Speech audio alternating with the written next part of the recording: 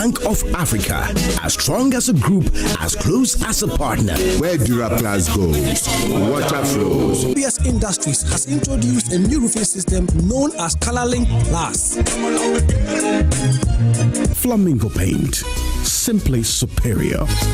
Syntex tank, are you strong? Are you tough? Cherry Tree Properties. We develop spaces as though we were going to occupy them.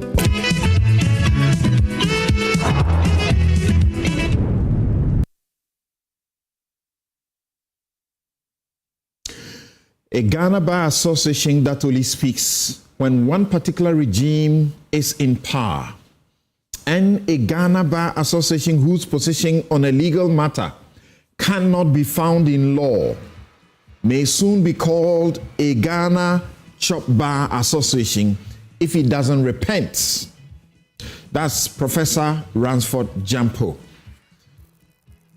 Many have taken the Ghana Bar Association on for its resolution passed at its mid-year conference on Saturday, among others demanding an immediate revocation of the suspension of the Honorable Lady Chief Justice Gertrude Araba Esaba Saki Tokono.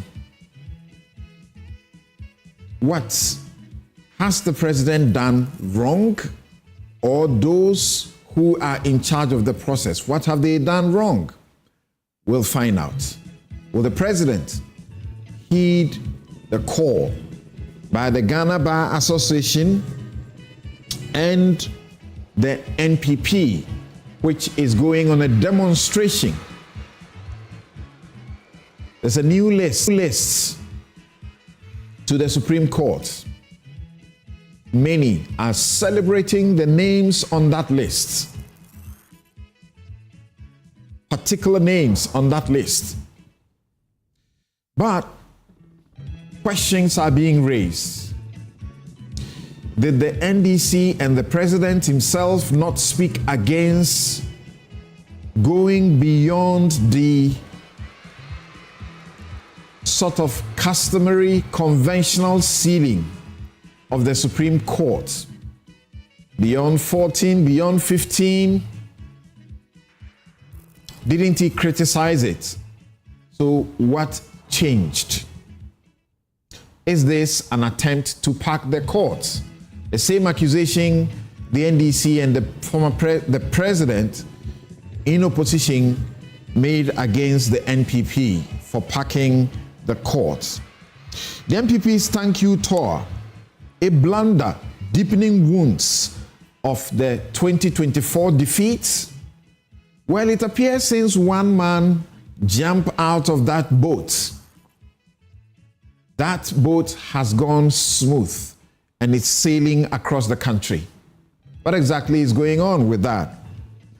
The Constitution Review Committee, so far, how far? They are receiving 1 million great ideas for Constitution review.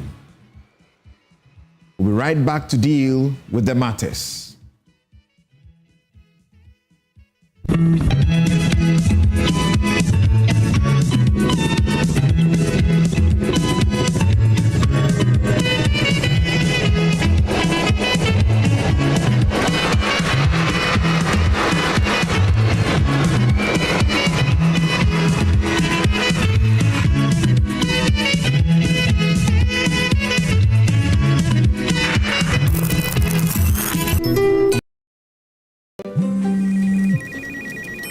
She's coming.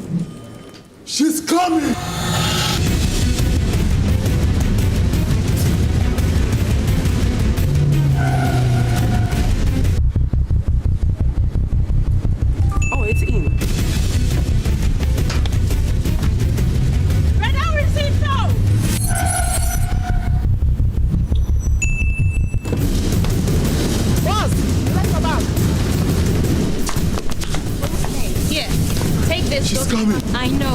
to the pharmacy now. She's coming. Oh.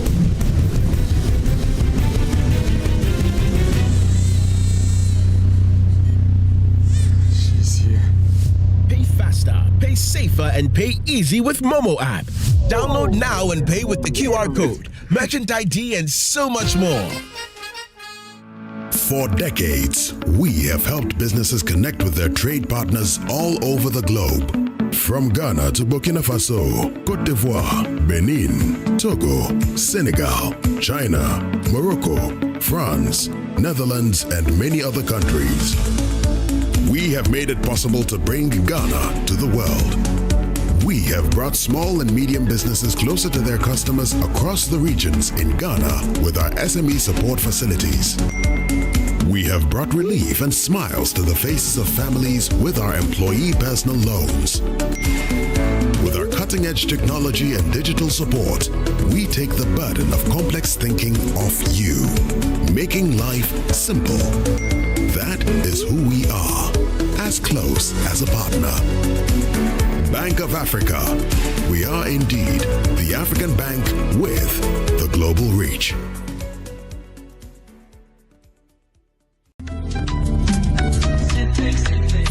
Tank, your size in Nabi, copying 35,000 liters. West Africa had here. Obiani or tank a sea chain. Ya, yes, in test tank. I'm on a wired day. And see, I want to say, Chao, and so still, a wedjuma. Oh, weather. Who bet me a check? Hello, pay. Ye be amo. I won't shit. Ghana ha. If you be a water tank and one day, auto synthesis tanker. You more 7 years warranty. Synthesis tank. You will lay a fitabi room. A bonus you by me with the hokwaji. And your papa change your canina. Say dear, what's the dia and 2 man hobby? And one is synthesis septic tank. Septic tanky. Your size is BRB. Synthesis. Innovative, reliable, durable. Synthesis tank. Are you strong? Are you tough? A tank is not a tank until it's in text tank. Hello, esteemed CEOs. Join us for the highly anticipated 9th Ghana CEO Summit and Expo on 26th May 2025 at Kempinski Hotel, Gold Coast, Accra from 9 a.m. to 5 p.m. This biggest business leadership conference offers actionable insight and strategic opportunities for topmost CEOs and policymakers. This year's theme, leading Ghana's economic reset, transforming business and governance for a sustainable futuristic economy, will focus on transformational leadership to reset Ghana's economy through sustainability, digital innovation, and governance reforms. Be inspired by the special guest of honor, His Excellency President John Dramani Mahama. Key sessions include CEO presentations, master classes, keynote plenaries, the CEO Excellence Awards, and more. Register today at GhanaCEOSummit.com to secure your spot. For inquiries and sponsorship, contact 0546-391-970 or email info@GhanaCEOSummit.com. Powered by Ghana CEO Network in partnership with Deloitte, PwC, GIPC, SIGA, and Multimedia Group. Ghana CEO Summit. Be inspired.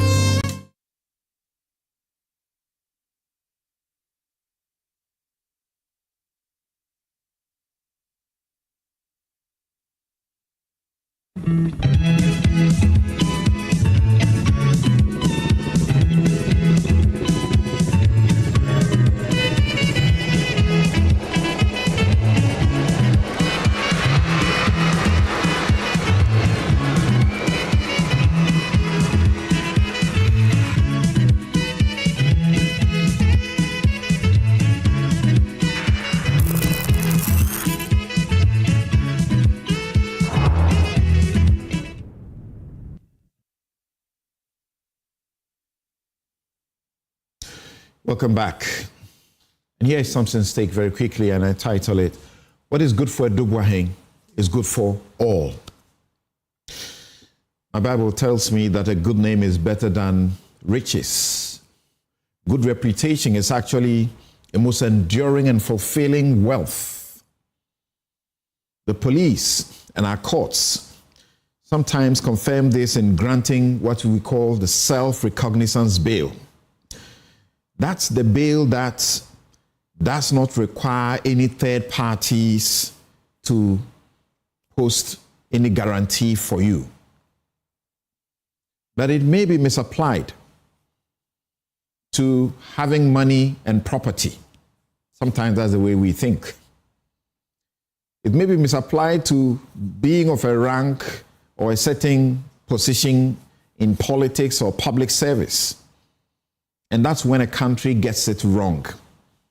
So wrong. And unjustly denies the faithful teacher or sweeper such privileged treatments. I read comments about the elites, wealthy or politically exposed persons being treated with kid gloves by law enforcement and our courts when they are accused of theft or some wrongdoing. There are those who feel the court ought not find itself struggling to remand Kwabena Edugwahin for very serious crimes he's accused of. Yeah, he's accused of very serious crimes for stealing 27.1 million, 1 million, and 21 million on separate occasions under the guise of procuring a cyber defense system for the state. We are told about how money is paid by the Ghana Water Company every month into an account that he has created in his private company's name, the account that mimics, or the company and whose account that mimics the National Signals Bureau. The Ghana Water Company is said to pay monthly 1.5 million into that account, which is owned by Kwabena Edugwahin, for internet services. He's said to have done a scheme, this particular scheme that has resulted in a total loss of 62 million Ghana cedis to the state. So I can appreciate why people are angry that even getting him remanded is becoming a tussle. And there are people who are raising questions, that they are surprised, and that it sounds strange that even when he is remanded, it has been limited to only 7 days. Let me tell you this. My advocacy for decriminalization of poverty offenses. There's a gentleman in the Western region whose wife, new fresh wife, young wife, was pregnant. And he had to go to someone's farm and steal a bunch of plantain. He was put into jail. I sat here on Newsfile, got Kwekubako, Okujetua, Blakwa, Martin Pebu, was it, to contribute some money for us to help pay the fine that he was slapped with, and got Danny the Barber in East Legon to supply, barbering kits and a whole studio for him to get back to his job, which was barbering. Petty offenses. People are selling on the street, they get arrested, they get whipped, and they get put into jail because they are fined small amounts they can't pay. I've been advocating for this and advocating for community sentencing.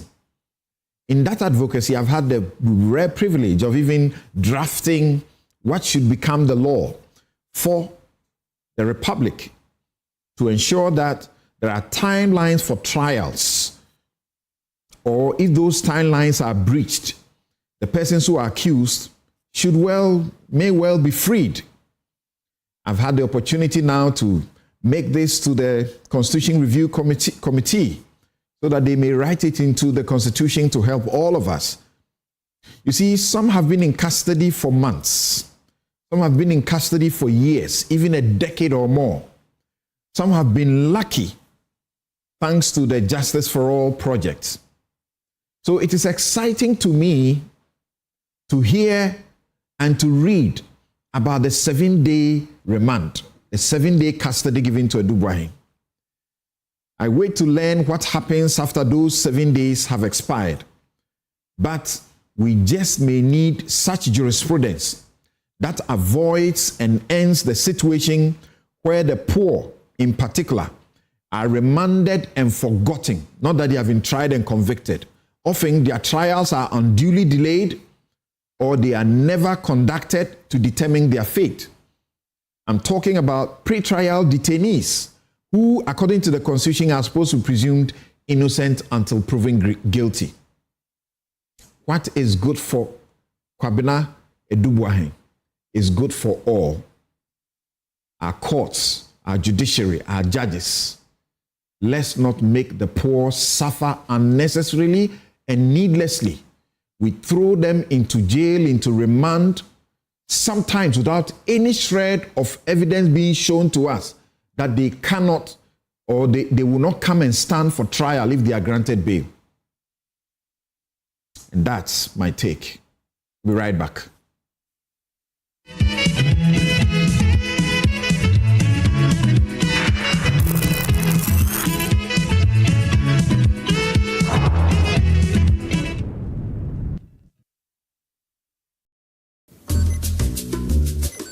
Pascal is showing his boss the efficient new technology they've installed. She's pleased. But now she's asking, why is that still there? Pascal explains the new fleet-finding darts are more accurate than the old ones. The boss is not so pleased anymore. If you haven't automated your fleet management yet, it's time to get business done better with MTN Business. For decades, we have helped businesses connect with their trade partners all over the globe. From Ghana to Burkina Faso, Côte d'Ivoire, Benin, Togo, Senegal, China, Morocco, France, Netherlands, and many other countries. We have made it possible to bring Ghana to the world. We have brought small and medium businesses closer to their customers across the regions in Ghana with our SME support facilities. We have brought relief and smiles to the faces of families with our employee personal loans. With our cutting-edge technology and digital support, we take the burden of complex thinking off you, making life simple. That is who we are, as close as a partner. Bank of Africa. We are indeed the African bank with the global reach.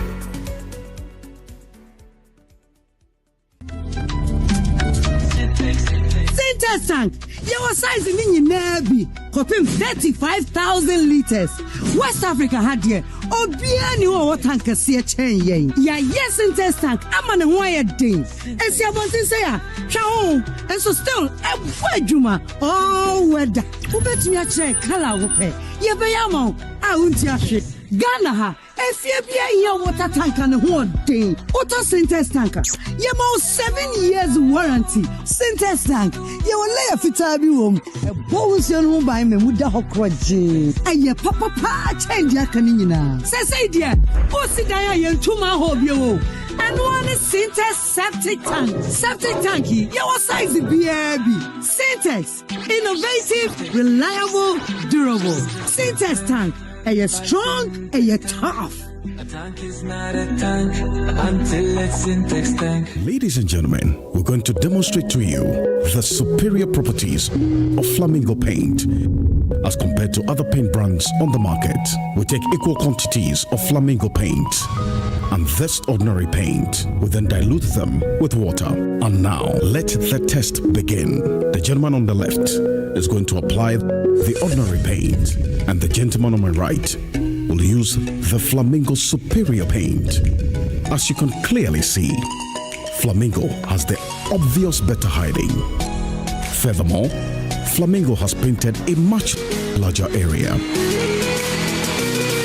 You know, 1 bucket of Flamingo paint is equal to several buckets of any other paint brand on the market. Flamingo paint is made with superior formulation to give superior durability, superior hiding, superior coverage. Flamingo paint, simply superior.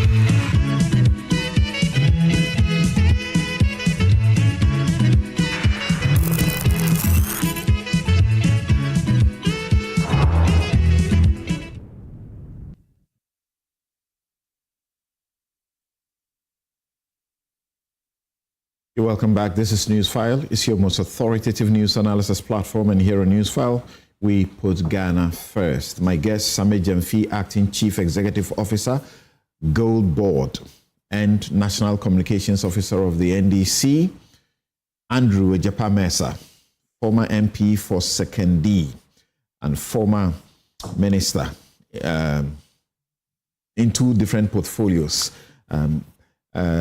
Dr. Theo Echampong is political risk analyst and economist. This will be my guest. As we begin the conversations, we'll be joined by Professor H. Kwesi Prempeh, Chairman, Constitutional Review Committee, Dr. A.C. Ansah, Member of the Constitution Review Committee, Dr. Reina Akumpergia, Secretary, the Constitution Review Committee. They will also join us. But let's begin briefly talking about NPP and its, thank you tour.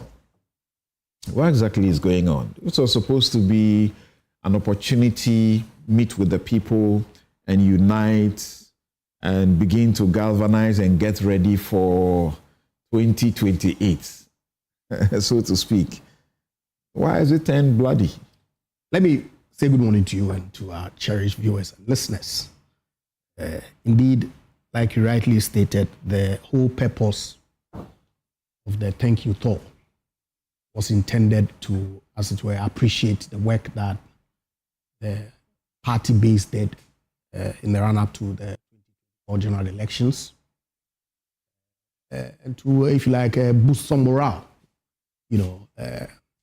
It's unfortunate that some issues cropped up because essentially I started the tour with Dr. Bawumia in the Western region. Okay. It was pretty peaceful. Mm-hmm. People had come in, to listen to the General Secretary and the Chairman speak, and of course Dr. Bawumia to address them. Mm. It started on a good note, if you ask me. And indeed, Samson, the motive behind Dr. Bawumia inviting the other contestants, if you like, who contested him during the primaries was an altruistic one. That look, yes, I was a leader of the party into the election, but because we want to send a message of unity across our support base, why don't you guys join me so that we all embark on this tour together? Mm. It turned out that along the line, it became some popularity contest, with people getting supporters, sharing T-shirts and all that to come and cheer one person or the other on. So as you went round, you get to a stop, and then supporters of particular, candidates in the run-up to the flag bearership, yes, will show up, yes, and try to now, that's right, sing the praises of their candidate. Their candidate. Okay, that's what degenerated and culminated in the issue at Bantama, which in itself took place after the end of the program. Dr. Bawumia and his team had already left. That's right. We're told that some students who had been brought in by Kennedy Japan's camp were given some money, and the course of the sharing of the money, this unfortunate incident happened. So that indication is that these people were mobilized by the particular candidates to be there. Yes. And so they had to be sort of paid, at least for their TNT. That's why they were... Certainly. And then it means the party didn't do well, because this was your tour and you were organizing it. So why do you allow this? You're right. You're right that to the extent that it was Dr. Bawumia's tour, thank you tour, because in the past, President Kufuor went round without Nanado or Professor Dubois. Nanado himself did not go round to thank the people with Alan Chairman. Yeah, I understand that's the tradition. So what changed? Like I said, also in the spirit of why don't we all go together as a united front to go and thank Ghanaians, our party base, for the work that they did in the run-up to the election. It just so happened that people felt the need to take advantage of the situation because you're meeting potential. You're saying this was Dr. Bawumia's decision? To invite the other, yes, certainly. He extended the invitation to the other aspirants in the 2024 election to join him to do the thank you tour. If the tradition is that you do it alone as the flag bearer, why this time do you bring all the other candidates? And I'm looking at the letter here and the distribution list. It went to Dr. Awusu Friye, Kennedy Ejapong, Boache Chermatinge Jakon, Dr. Kofi Konedwa Praku, Joe Gate, Francis Adainimo, Kwabena Eje Ejapong, and Kwejo Poku. 8 of them. It will be obvious to anybody that seeing all these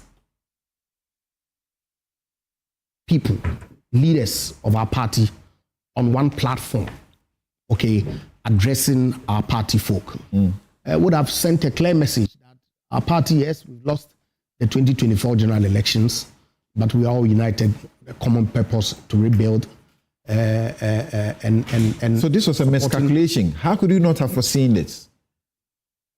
You could tell me that miscalculation, but I believe that the intent behind it was right, except that nobody expected the popularity contest to rear its head.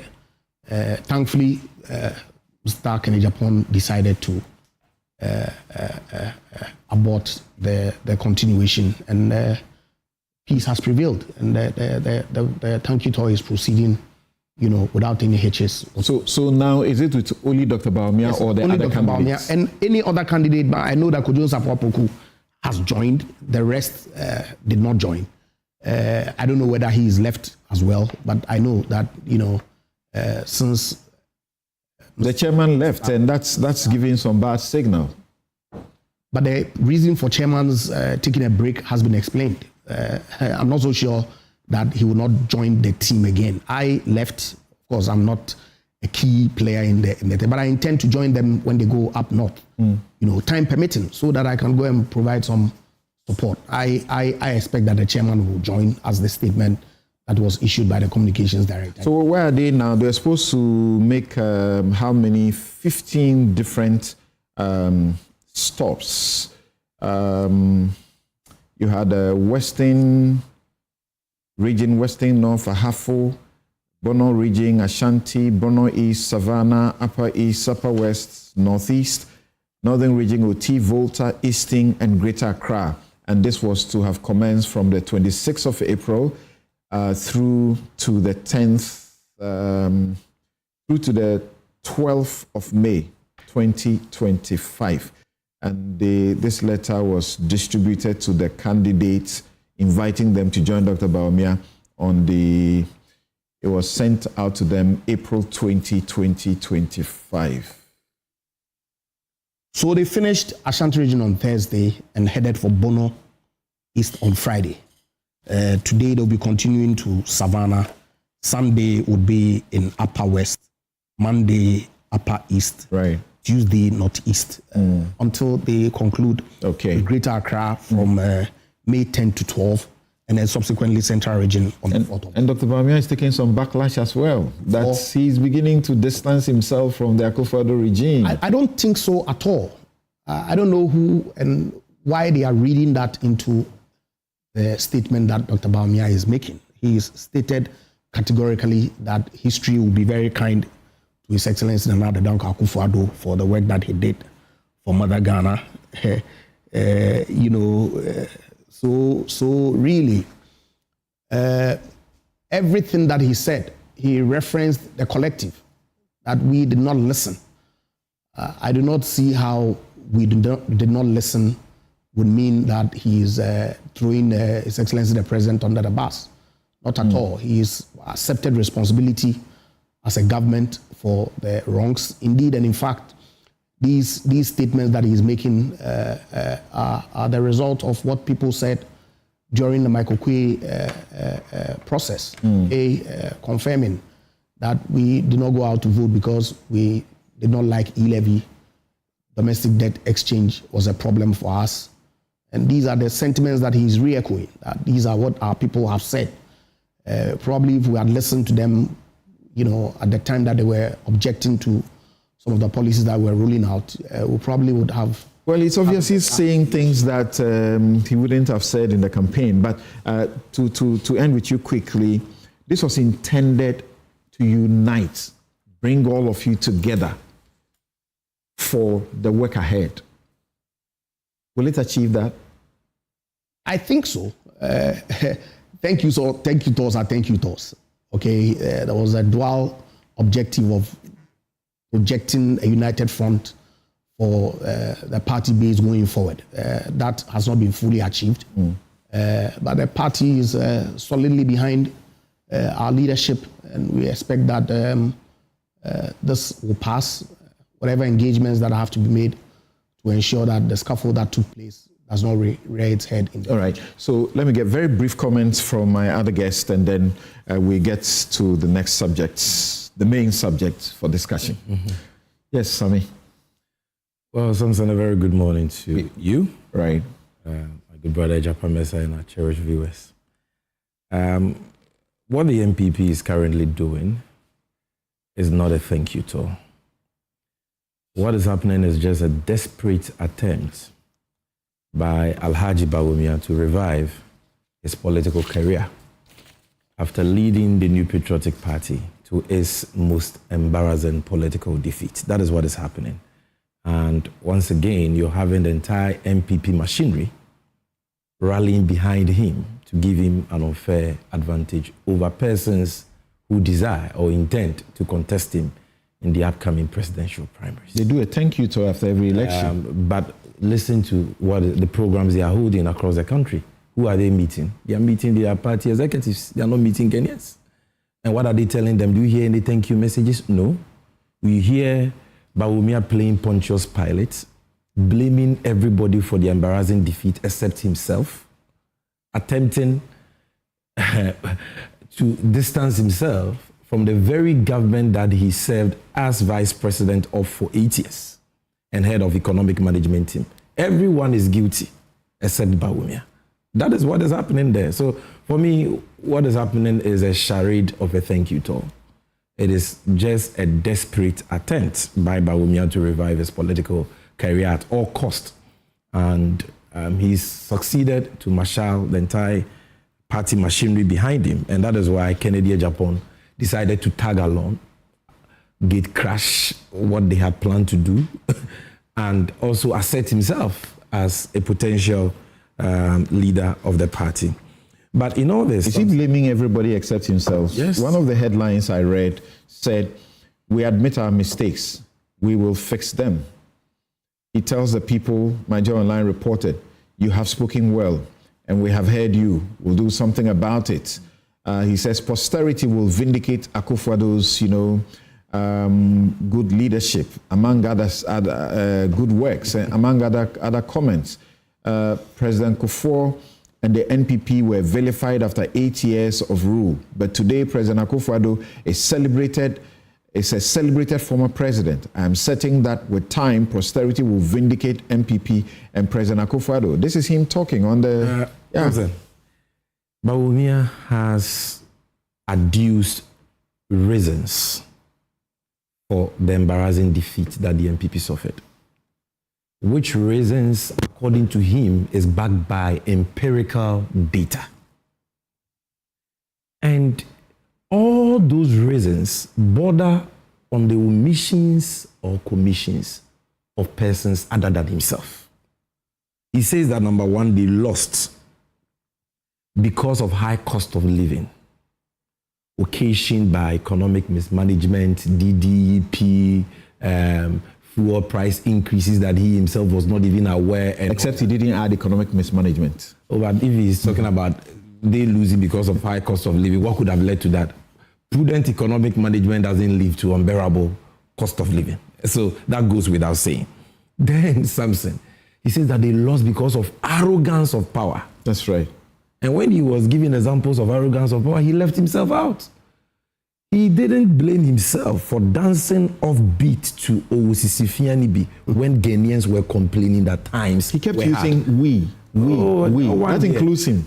You see, look at the details of the reasons he gave. He can say we, but in the long run, you see him clearly blaming others but himself. Okay? Now he says that they lost power because of arrogance of power. And that is what we were telling them all along. You had cause to advise them. I recall several takes of yours on this very platform where you had cause to caution them. They will not just listen. Now 4 months in opposition, Bawumia has repented. He now knows that they lost because of arrogance of power. Yeah, he says, these are his words. Forgive us our lapses. We will do better next time. Oh, okay. That's being remorseful. Remorseful. That's being collective responsibility. I see. And even in doing that, he's making more commentaries that are more arrogant than some of the commentaries that send them into opposition. Like what? Today he says that the economy is doing well because of what they did in power. So in 8 years, the economy didn't do well.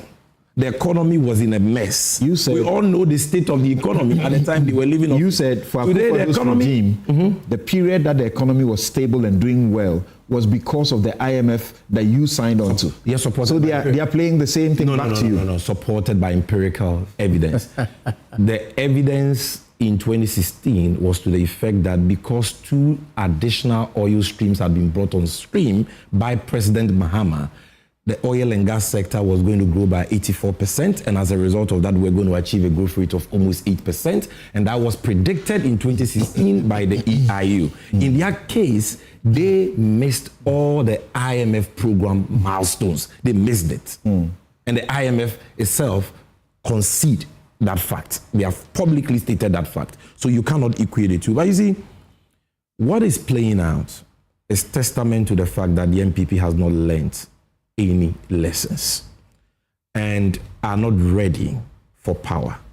And I have no doubt in my mind that they are going to remain in opposition for a very, very long time. You know, they used to say what you just said. Oh, yes. But when they were saying that, they were not acting accordingly. And that is why they suffered the most embarrassing political... They championed one of the most transformational, economic policies, education. Oh, please. Okay, and still they lost. The verdict is out there. The people of this country who were supposed to be the beneficiaries of that so-called policy passed a verdict of no confidence in them.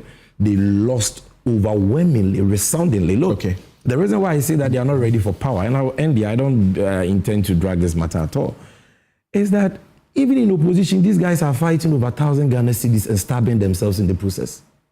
My goodness. A party that left power barely 4 months ago.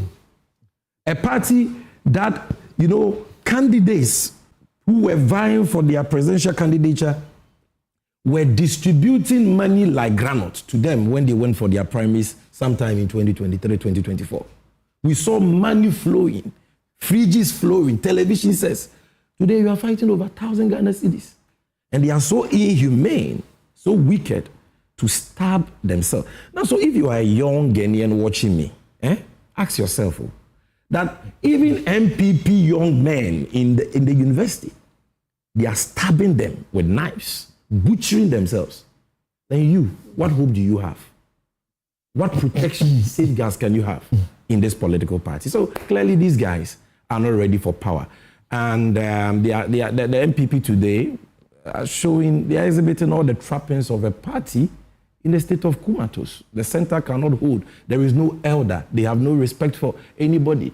Abronya and Kennedy Japan are all over the place, sorting themselves and all that. That is not what Ghanaians need. Ghanaians need a government who will come put the right policies in place for us to see the cedi gaining stability like we are seeing now. Fuel prices coming down like we are seeing now. The dollar rates coming down like we are seeing now. That is what Ghanaians voted for, and that is what they are getting. And so as for them, they can continue stabbing themselves. Okay. Show that. All right.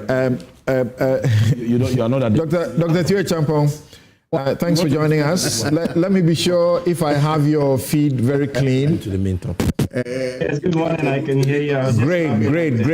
It's great. It's been a while.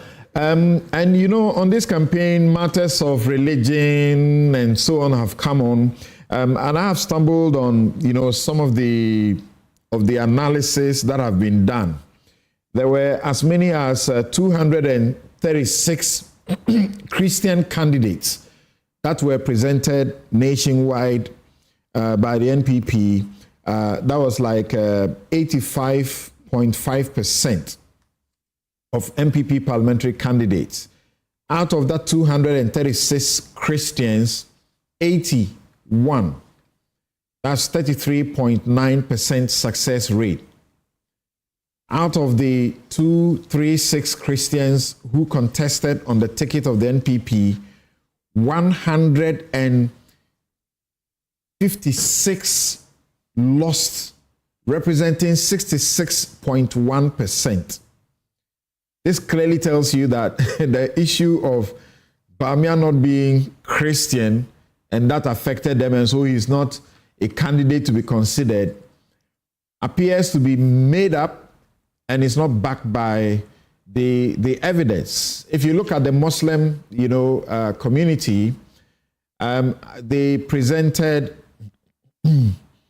out of 219 parliamentary candidates who were Muslim in the 11 southern regions, 206 were Christians and 13 were Muslims. Out of the total that I'm talking about, 206 were Christians and 13 were Muslims. 40 Muslims contested. That's representing 14.5%. Out of the 40 Muslims that contested on the ticket of the NPP, 9 won, representing 22.5% success rate. What do you say? The NPP, those who are against Bawumia are seeking to use, religion to push him out. The evidence doesn't support it completely. No, yeah, you're very right. I mean, look, the evidence on the religious argument is just complete hogwash. It is, you can slice and dice the data how you want, but you come to a very firm and simple conclusion. The NPP lost the 2024 election not because of religion, but because of the economy. It's as simple as that, right? The issues that you, myself, and several others on this platform have been talking about, from domestic debt exchange to e-levy, and at one point on Newsfile back in 2022, I was among the first people to actually call for the sacking of OFORI-ATTA, the finance minister, because that's right. Position had become, untenable. It is those issues that sent the elephant back into the bush again, and really not to do with the fact that Bawumia,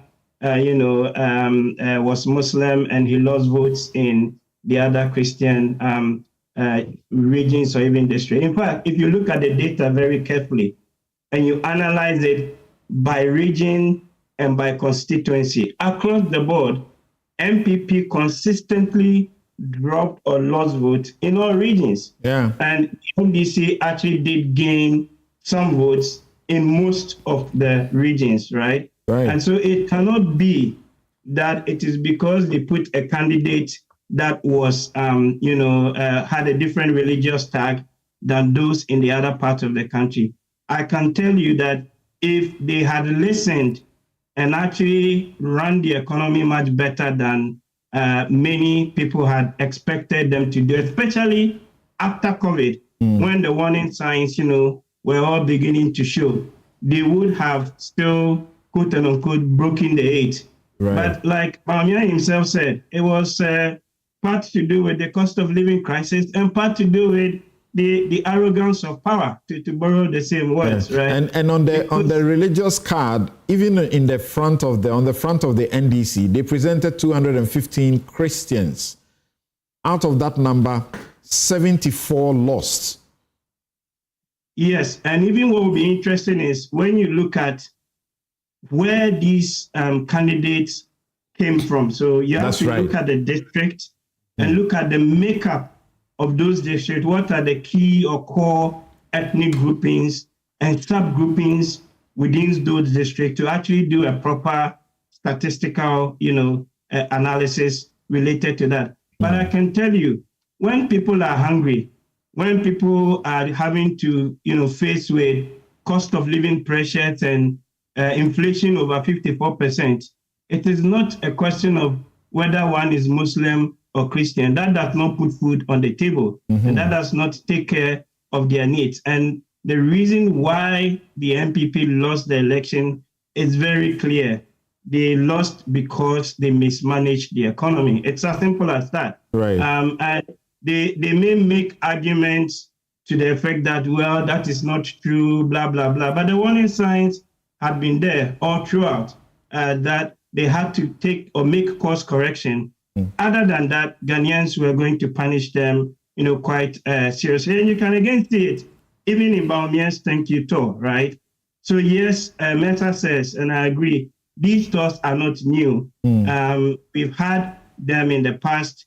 The candidate did not take the other ones along, and they are trying to convey a message of unity this time around.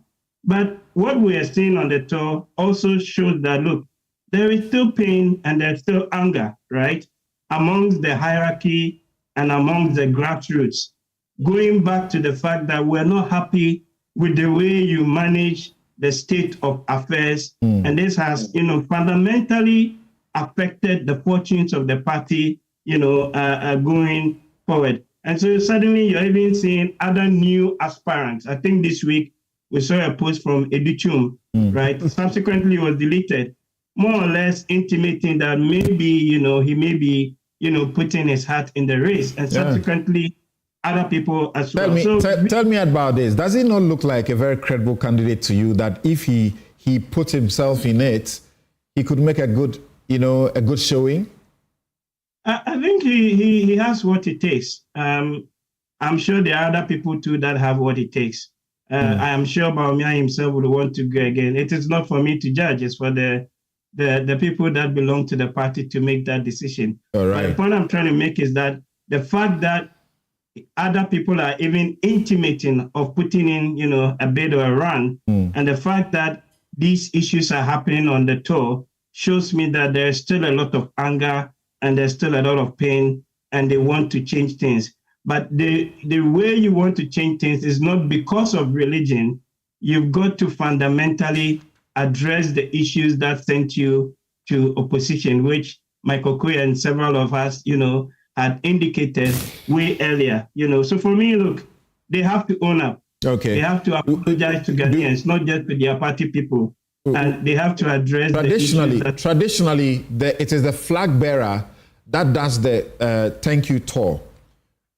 What do you think went into the thinking of Dr. Bawumia to say that let's invite all other 8, flag bearer candidates to join the tour? And it obviously has not helped. Wouldn't you say so? Yeah, I think strategically, the thinking would have been, okay, let's bring all the people along, carry them along, show a sign of unity or sort of a coherent front. But the fact that it's also coming in just 4 months after a major election loss. I mean, let's put things in context. This is the most significant loss that the party had suffered going all the way back to 1992 and 96, right?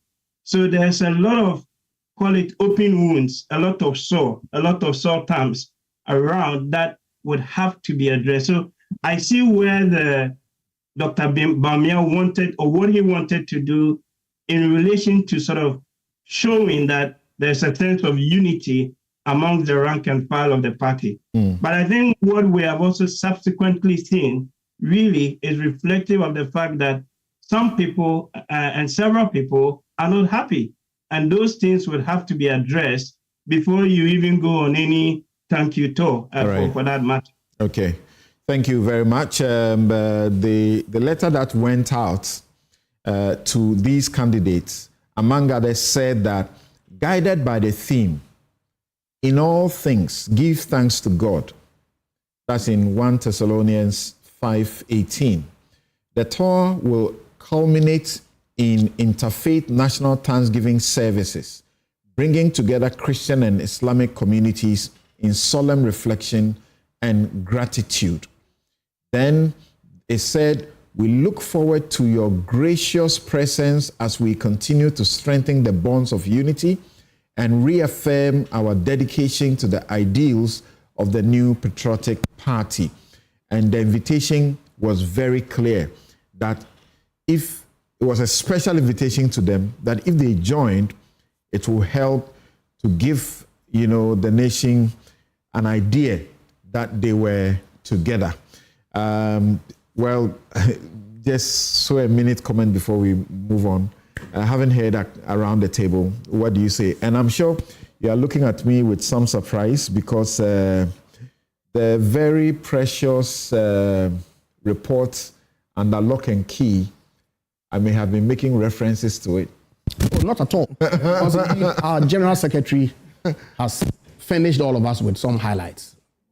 And I associate with the comments that were made by your champion. I mean, that's exactly what Dr. Bawumia and the General Secretary have been re-echoing throughout the engagements that they're having with our party base. But of course, you can trust Sami Jefi to, as always, do propaganda with these matters. So if Mr. Mahama, who lost by more than 1 million votes in 2016, could rebrand and relaunch himself, he's sitting here telling us others cannot rebrand and relaunch themselves. That was not as bad. That was not as bad. 1 million at the time was the baddest ever.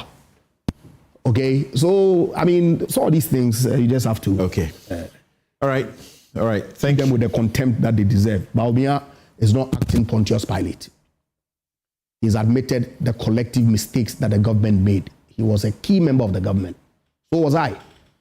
Okay, and indeed, if you listen to him quite closely, there's no way that anybody can conclude that he's running anybody under the bus and claiming to be not responsible for the actions. Okay. Outcome of the election. Thank you very much. We take a quick break. We'll return to ask the question whether President Mahama will grant the demands of the NPP. They are going on a demonstration, and the demonstration is that save the judiciary. They say that they are against the revocation, they are against the suspension of the Chief Justice. That suspension should be revoked immediately, just like the GBA also have, some say, somersaulted after issuing a statement saying everything appears to have been on course and, without any constitutional breaches and so on. They went for a media conference. People are asking questions, just a handful of the thousands of GBA members. But, well, it's not their fault that you didn't show up. We didn't show up. It's not our fault. And if we showed up, you didn't know how we would have voted. So some 47 or so members voted for a resolution calling on the president to immediately revoke the suspension. Will the president grant the NPP and the NDC their demands? We're right back.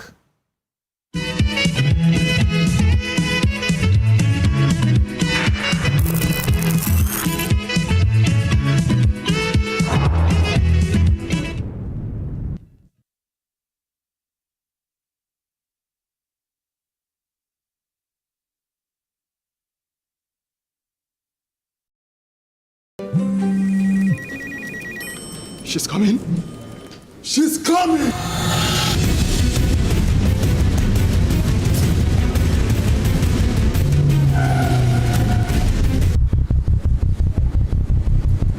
Oh, it's in.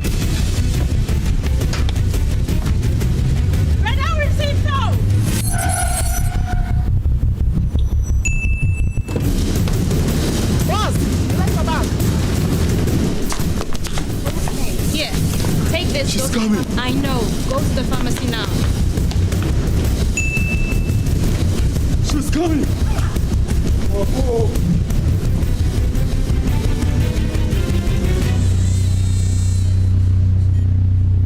She's here. Pay faster, pay safer, and pay easy with Momo app. Download now and pay with the QR code, merchant ID, and so much more. Number 1 from here, 2 and 3 from here, 5 and 6 from here. For now.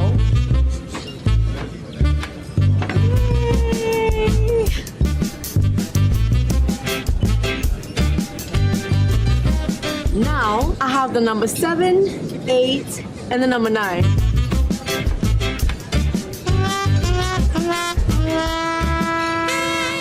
You need number 10. Please, I can't eat anymore. I mean, number 10, liver salt. The effective liver salt for the relief of stomach upset, heartburn, hyperacidity, and indigestion. Would you like to try number 11? What? JJ. Number 10 liver salt. Refreshing relief fast. Manufactured and distributed by Ernest Chemists Limited. This advert is FDA approved. For decades, we have helped businesses connect with their trade partners all over the globe. From Ghana to Burkina Faso, Côte d'Ivoire, Benin, Togo, Senegal, China, Morocco, France, Netherlands, and many other countries. We have made it possible to bring Ghana to the world. We have brought small and medium businesses closer to their customers across the regions in Ghana with our SME support facilities. We have brought relief and smiles to the faces of families with our employee personal loans. With our cutting-edge technology and digital support, we take the burden of complex thinking off you, making life simple. That is who we are, as close as a partner. Bank of Africa. We are indeed the African bank with the global reach. Ladies and gentlemen, we're going to demonstrate to you the superior properties of Flamingo paint as compared to other paint brands on the market. We take equal quantities of Flamingo paint and this ordinary paint. We then dilute them with water. And now, let the test begin. The gentleman on the left is going to apply the ordinary paint, and the gentleman on my right will use the Flamingo superior paint. As you can clearly see, Flamingo has the obvious better hiding. Furthermore, Flamingo has painted a much larger area. You know, one bucket of Flamingo paint is equal to several buckets of any other paint brand on the market. Flamingo paint is made with superior formulation to give superior durability, superior hiding, superior coverage. Flamingo paint, simply superior.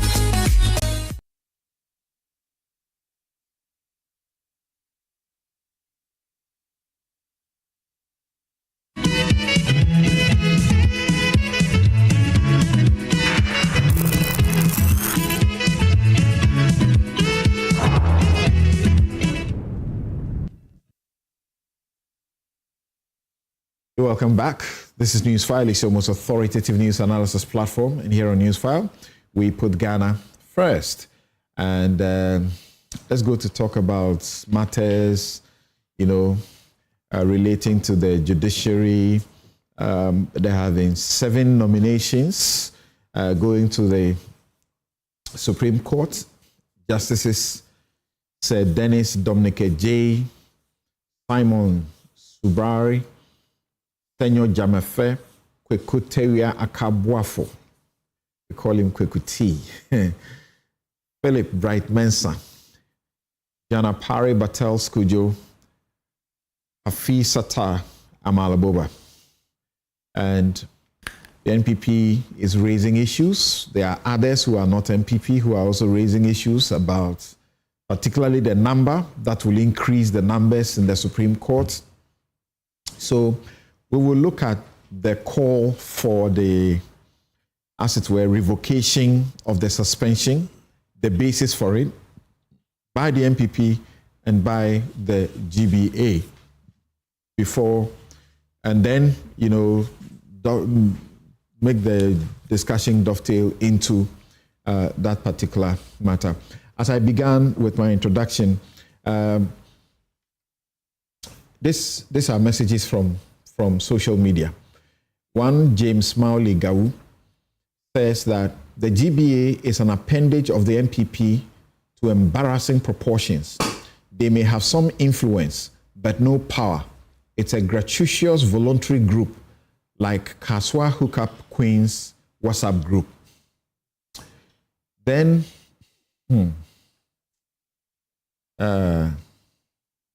Professor Rasford Jampo says that Tadio Sore, Professor Kuku Azar, and Professor H.K.C. Prempe, who have written to expose the hypocrisy and the unconstitutional stance of the 33 GBA members are legal brains, not legal legs. The brain is the most important. Then he continued and said, a Ghana Bar Association, that only speaks when one particular regime is in power. And a Ghana Bar Association whose position on a legal matter cannot be found in law may soon be called a Ghana Chop Bar Association if it does not repent. Professor Kweku Azan says, to the resolution of the GBA, no GBA, the suspension is not unconstitutional.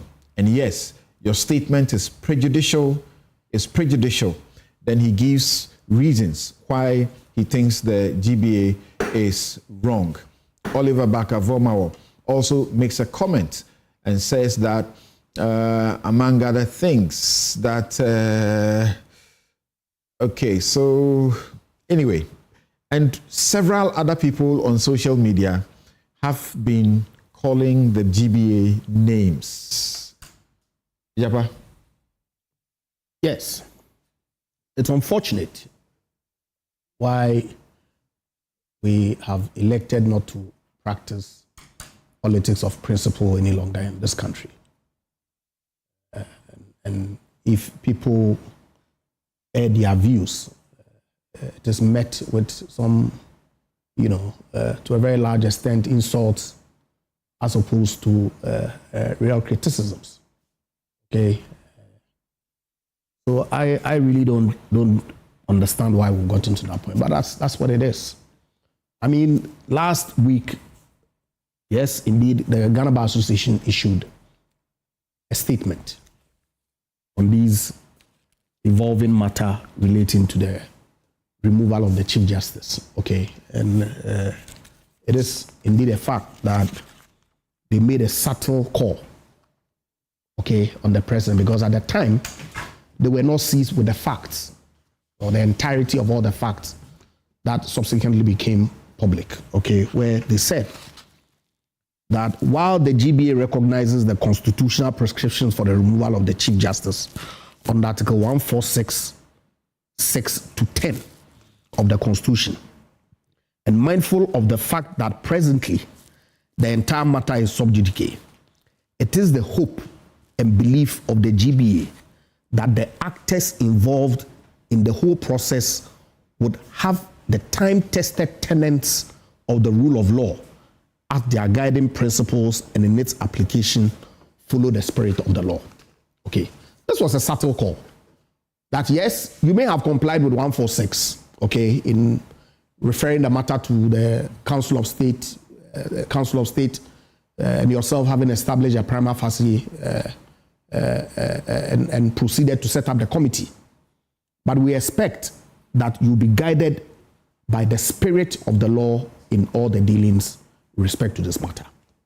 I've said that right from the very beginning, listening to Sremsai and some commentary, of course, prior to Sami Jemfi's confirmation of his interception of the petition and the responses, and making quotes of same on the media platform, I was prepared to give the government a benefit of the doubt, in spite of all the comments that they had made during the election and in the past with respect to the composition of the court and the need for them to reset it, in their words, to get some balance, if you like. I was prepared to give them the benefit of the doubt because, after all, the Chief Justice is not above the law. And quickly, you're saying that until Sami Jemfi spoke, yes, like until he spoke, a week ago, yes, you had not heard anybody try to say that these are the content of the petition or responses. I didn't hear anybody make reference to them. You watch Good Evening Ghana? Do I watch Good Evening Ghana? Every now and then I do, yes. You do? Every now and then, yes. But they had published like a week before. That what? What was supposed to be the content in full detail? In full detail, including the Chief Justice's including responses. I didn't hear them. Okay. Well, Sami Jemfi was the first person that I heard him speak on. Really? Yes. Okay. That he said he had intercepted, and he's here, the responses and made some commentary thereof. I, in all honesty, hadn't seen the Good Evening Ghana. I had a copy long before the Sami Jaffy was here. I did not. Referring to that's the it. part of the not a problem report. At all. Yeah. My point is that I was prepared to give government a benefit of the doubt. Okay. But when I heard comments with respect to some of the responses that the Chief Justice had made, subsequently I read a post that Diana Sunara Badapa had posted. I said, let's hold on a minute. Really, is it in furtherance of their avowed position to, as it were, change the composition of the court, the reason why they are doing this thing? Thankfully, subsequently, we also saw the full publication of the petition and the responses that the Chief Justice had issued. Coincidentally, 2 days or so after that, the Ghana Bar Association then held its media conference, at which time they were seized with the full documents that relates to the attempted removal of the Chief Justice.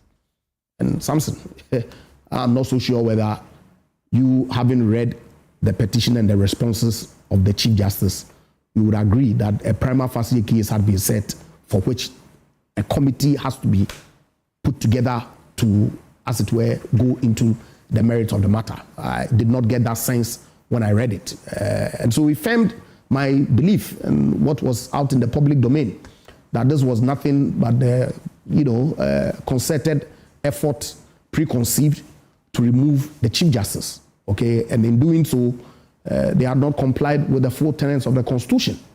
Okay, and so when the statement came, so preconceived such that all the petitioners were procured by, say, the president. I don't know, but it won't be far-fetched at all. So that the petitioners, the claims they are making were made up. I'm saying that it will not be far-fetched. That of course, the police officer who says he was arrested and detained unlawfully, all of that would have been made up. Is that what you're saying? I'm saying that it will not be far-fetched. Okay.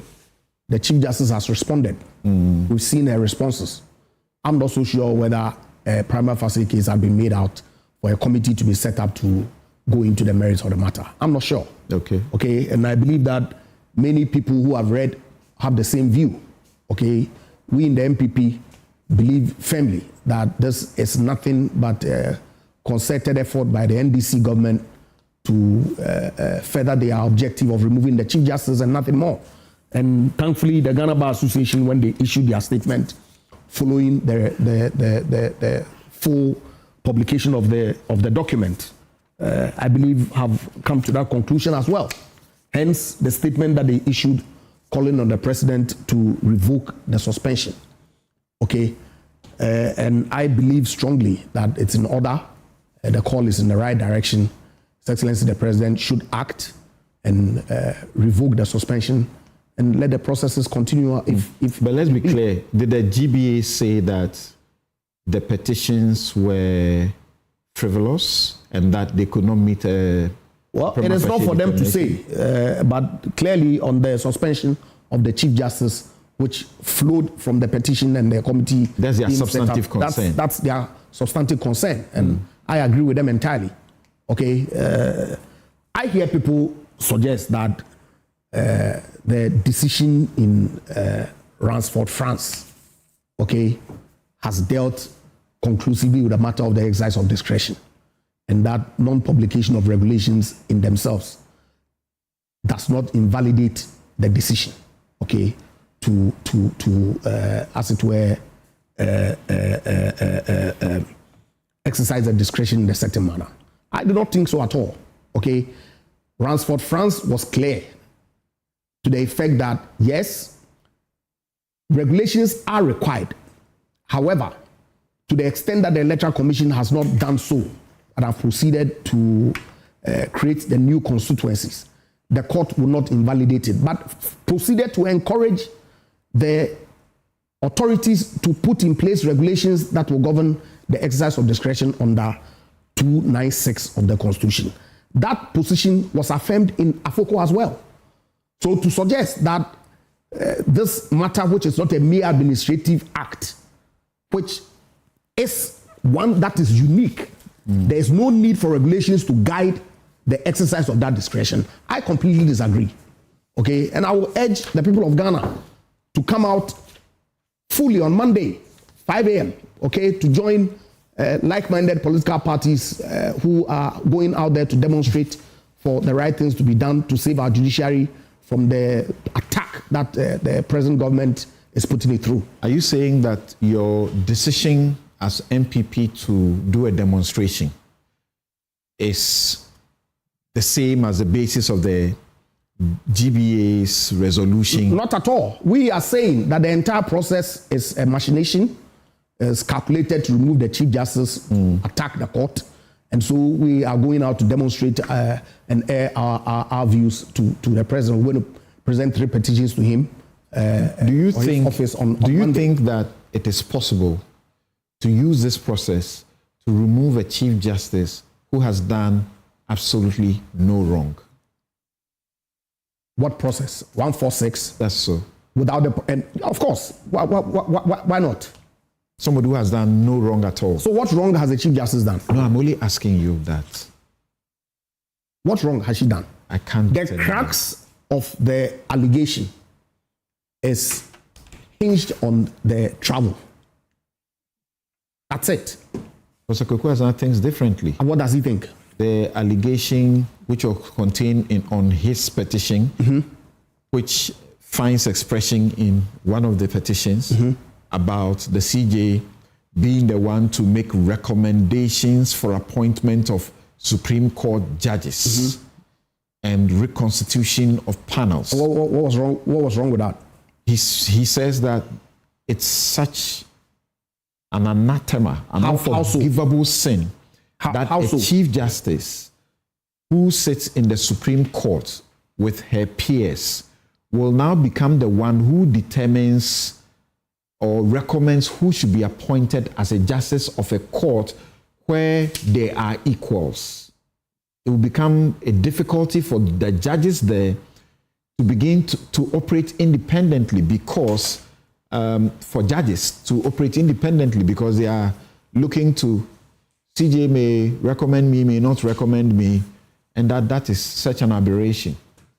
But the recommendation to the president, okay, does it circumvent the process that the Judicial Council has to play, or the role that the Judicial Council has to play in determining who becomes justice of the Supreme Court? Does it?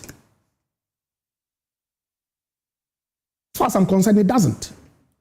So really, how does that become a basis for saying that she had acted in a wrongful manner, hence she ought to be removed? Okay. I do not see so at all. She is the head of the judiciary. She's privy to the performance or the output of some judges. And if she believes that these people have excelled to the point where they ought to be promoted, she is within her right to trigger the process to the appointing authority and make a recommendation. In any event, who says that the president is bound to listen to a recommendation? And even if the president agrees to a recommendation, the process that is outlined in the Constitution would certainly have to go through. That's right. So what's the issue? Samson, the issue pure politics. You and I know. The issue they raise is that we know Article 144 that this is nothing but pure politics. You've said that before. Article 144 on the appointment of judges.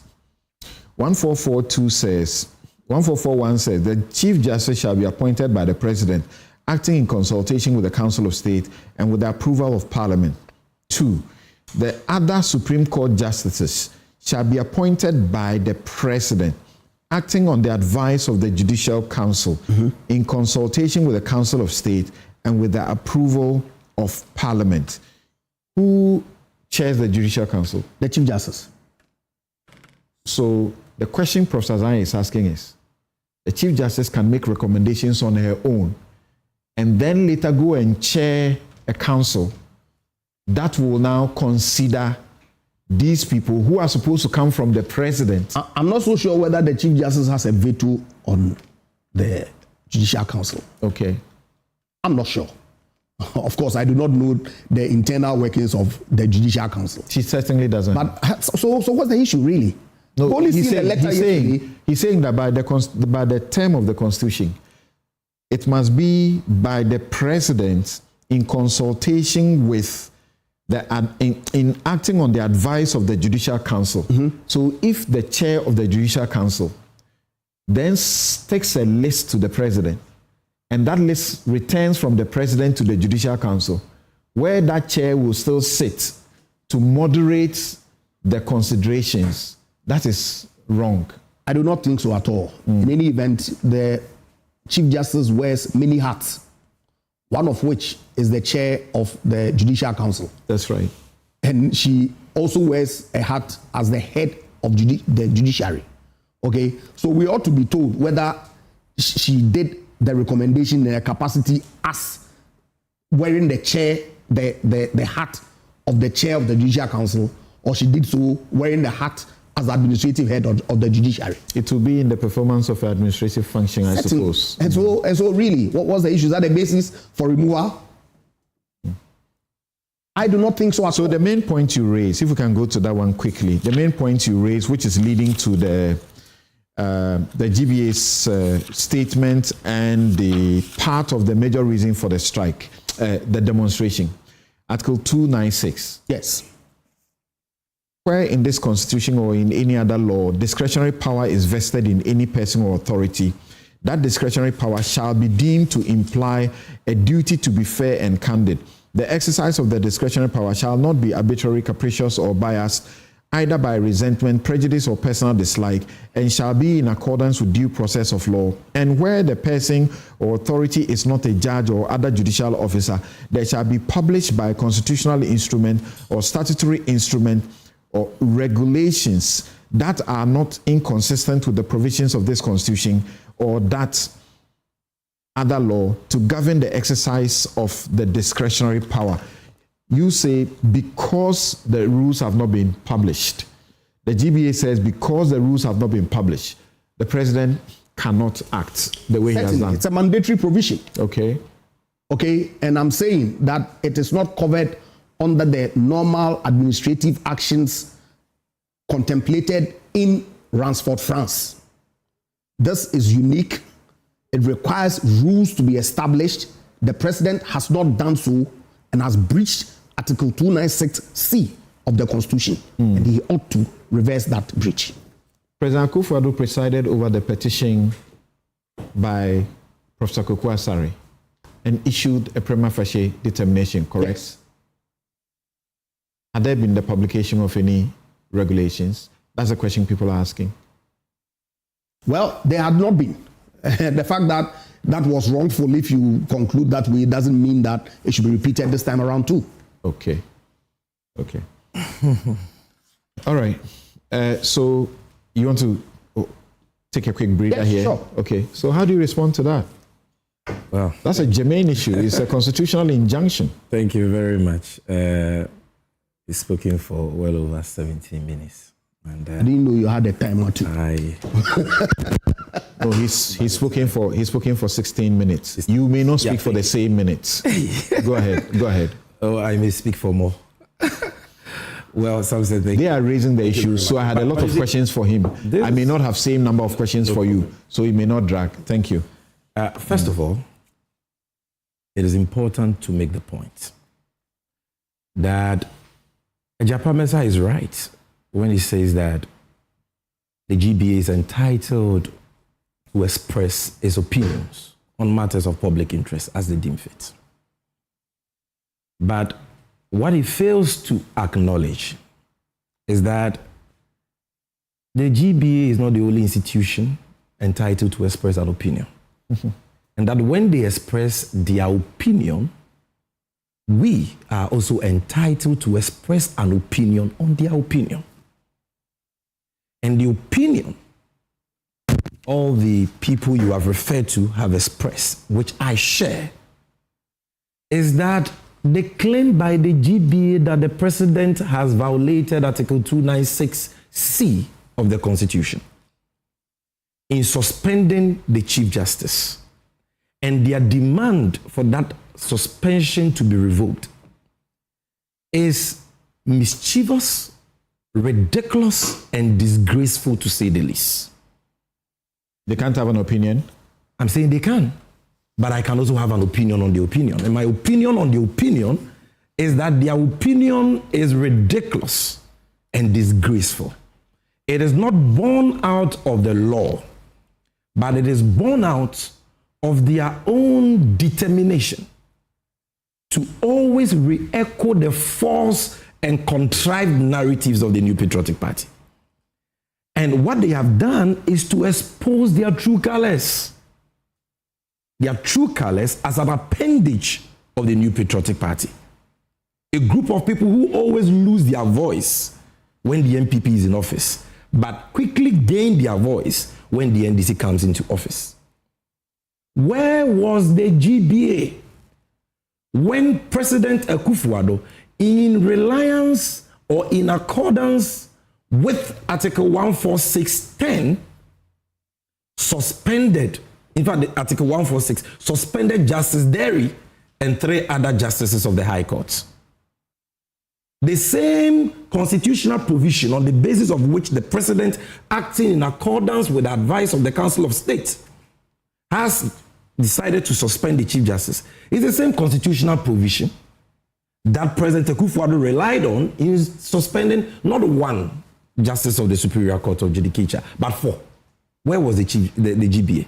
Where was the GBA when a court of competent jurisdiction was attacked and a pregnant judge molested in the process by hooligans belonging to the New Patriotic Party? Did they even deem it necessary to issue a statement condemning the said attack on a court of competent jurisdiction and a pregnant female judge? Today, President Mahama is in office, so they have suddenly found their voice. This is what you call odious hypocrisy. And the barrage of criticisms, the condemnation that they have received since they issued that hogwash statement is testament to the fact that the people of Ghana have lost respect for the GBA. Look at how they have been made a laughing stock on social media and on all media platforms. Lawyers and non-lawyers ridiculing them, pointing at their hypocrisy, their duplicity. And I feel embarrassed to be a member of the GBA, and I don't think I will ever pay my GBA dues again, because it is embarrassing to be part of this association. But you see something, let's now go into the meat of the matter. President Mahama did not wake up one day to suspend the Chief Justice. He didn't wake up one day and said, look, I don't like Gertrude Tekono, so you are suspended. This country is a democracy governed by the rule of law. And if our democracy will thrive, then we must uphold the rule of law and commend those who uphold the rule of law. The president was sitting there somewhere, as we usually say in our country, when 3 petitioners brought petitions to his office for the removal of the Chief Justice. These petitioners are not his family members. These petitioners are not his party members. These are ordinary citizens of Ghana who say that they are aggrieved by the unlawful conduct, alleged unlawful conduct of the Chief Justice. Persons who say that they have been victims of alleged acts of injustice by the Chief Justice.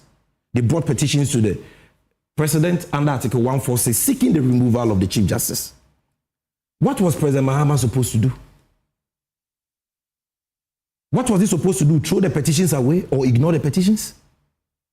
When he has sworn an oath to uphold the Constitution, and a violation of that oath can even lead to his impeachment from office. Was he supposed to ignore the petition because Gertrude Tekono is above the law? No, he was not supposed to do that. He was supposed to act in strict accordance with Article 146. And 146 says, when you receive a petition like that as president seeking the removal of the Chief Justice, you shall, mandatory, in consultation with the Council of State, determine whether the petitions disclose a prima facie case. And that is what President Mahama did. He wrote to the Council of State, informing them that he intended to forward the petitions to the Chief Justice. He did so. The Chief Justice responded, filed a supplementary response. The President put all those responses together and forwarded the responses to the Council of State. In the case of Charlotte Osei, former EC chairperson, when he was being removed, under them, the President, who is a lawyer, refused to even give Charlotte Osei copies of the petition which was seeking her removal. The Chief Justice refused her copies of the petition. Correct. You have corrected yourself. It wasn't the job of the President to give her a copy. Yes, but after the President directed her to the right forum, the Chief Justice also refused her. She didn't even know who her accusers were. Yet a prima facie case was made against her. In the case of Getru Tokono, the President wrote to her. She asked for 7 days. President Mahama gave her 10 days. She filed her first response, filed a supplementary response. The Council of State had the benefit of her responses before advising the President that the petitions disclose a prima facie case. 30 out of 31 members of the Council of State. And we are talking about the Council of State, not NDC Functional Executive Committee. But the NDC people. And the NPP people on the council. That council is made up of some of the most respected people in our society across the political divide. Some apolitical, some retired justices of the Supreme Court. 30 out of 31 said that the petitions disclose a prima facie case. Are we saying that all of them hate Getru Tokono? They are all NDC people suddenly? And you were wrong last week to have suggested that they determined a prima facie case in all the petitions and counts. No, I can read to you at least 4 counts, okay, in respect of which the President and the Council of State said, no, these allegations don't disclose prima facie case. Oh. I can show you 4. So some of the petitions did not survive? Yes. Okay. Because some of the petitions had multiple counts. So you see, when people like you mean some of the counts didn't stand? Yes. No, that's what we are talking about. We are talking about the fact that all 3 petitions succeeded. There were petitions, some of the petitions were grounded on just 1 count, 1 allegation. Okay. Some of the petitions too were grounded on multiple allegations. There was one that had 21 plus another 4. And in some of the allegations, the President, 4, I can tell you, 4, the President said there was no prima facie case. So this is not a President who is on any vendetta agenda. The President has shown to be very consistent when you... Which petition is this didn't get all the grounds I have refused to publish these things because I think that the President should have released the prima facie decision on those petitions, and it would have silenced some of these people who are just... Does the CJ have a copy? Has she requested for a copy and she was not given? Is she supposed to request? She's a judge. When she heard in the news that petitions had been brought for her removal, she requested for copies of the petition. So when she was informed by the President that he has, in consultation with the Council of State, determined a prima facie case against her, why hasn't she written to... If I go to a court... And if she writes... If I go to a court and a judgment is made against me... You go and apply for the judgment. No, it will be read to me first. Then if I want, I apply. So why hasn't she applied? Or has she applied and she was not given? When I did, I can tell you. When look, I did the I can read case, to you. Let me tell the you. CJ gave us there was an a copy of the prima facie determination. Daniel, so we knew what made this is the prima petition facie. of Daniel OFORI. Count 12 and 13. It deals with the dismissal of one Mohamed Musa, a deputy chief registrar, High Court Tamale, and one Richard Boedi Echampon. The petitioner alleges that the dismissal violated the provisions of Article 151 of the Constitution.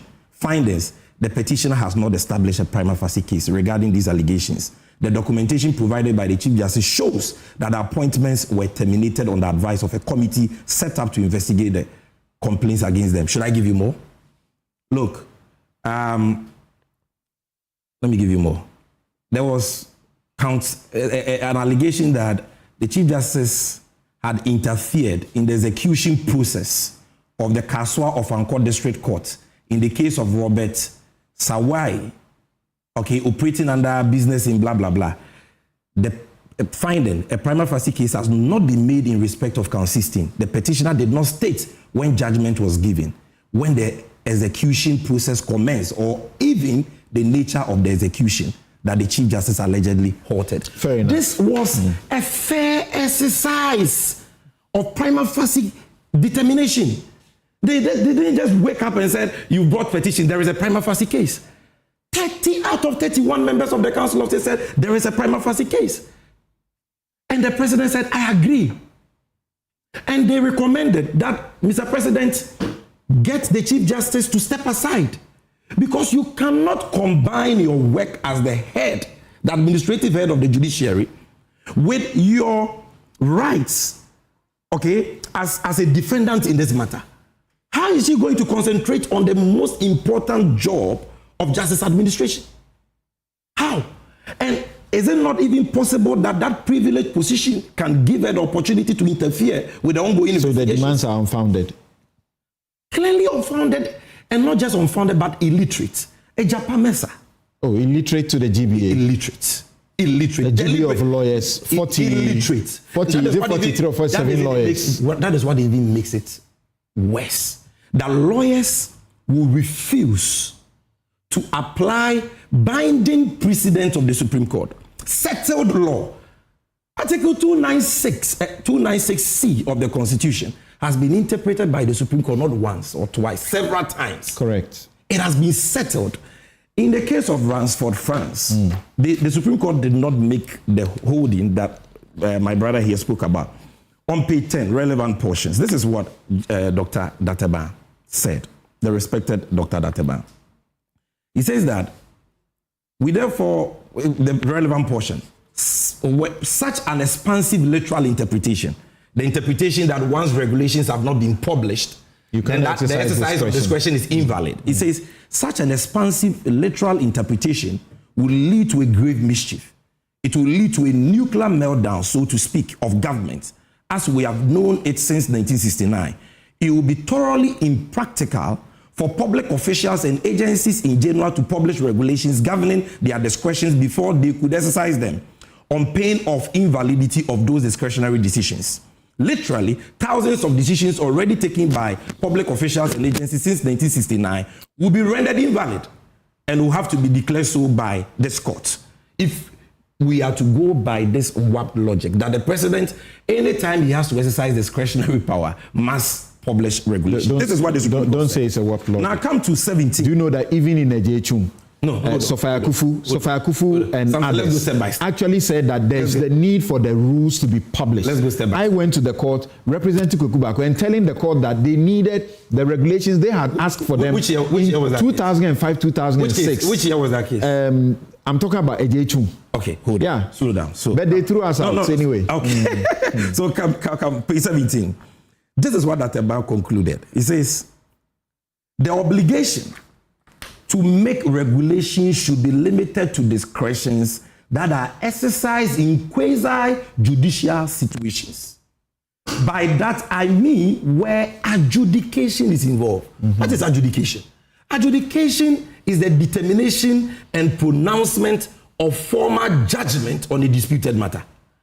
The president exercising a discretion in accordance with advice of the Council of State to suspend or not to suspend somebody. How is that adjudication? How about the committee? Are they not going to be adjudicating? They will be adjudicating. Yes. But that will involve judicial officers, 2 justices of the Superior Court of Judicature, and that doesn't fall under 296.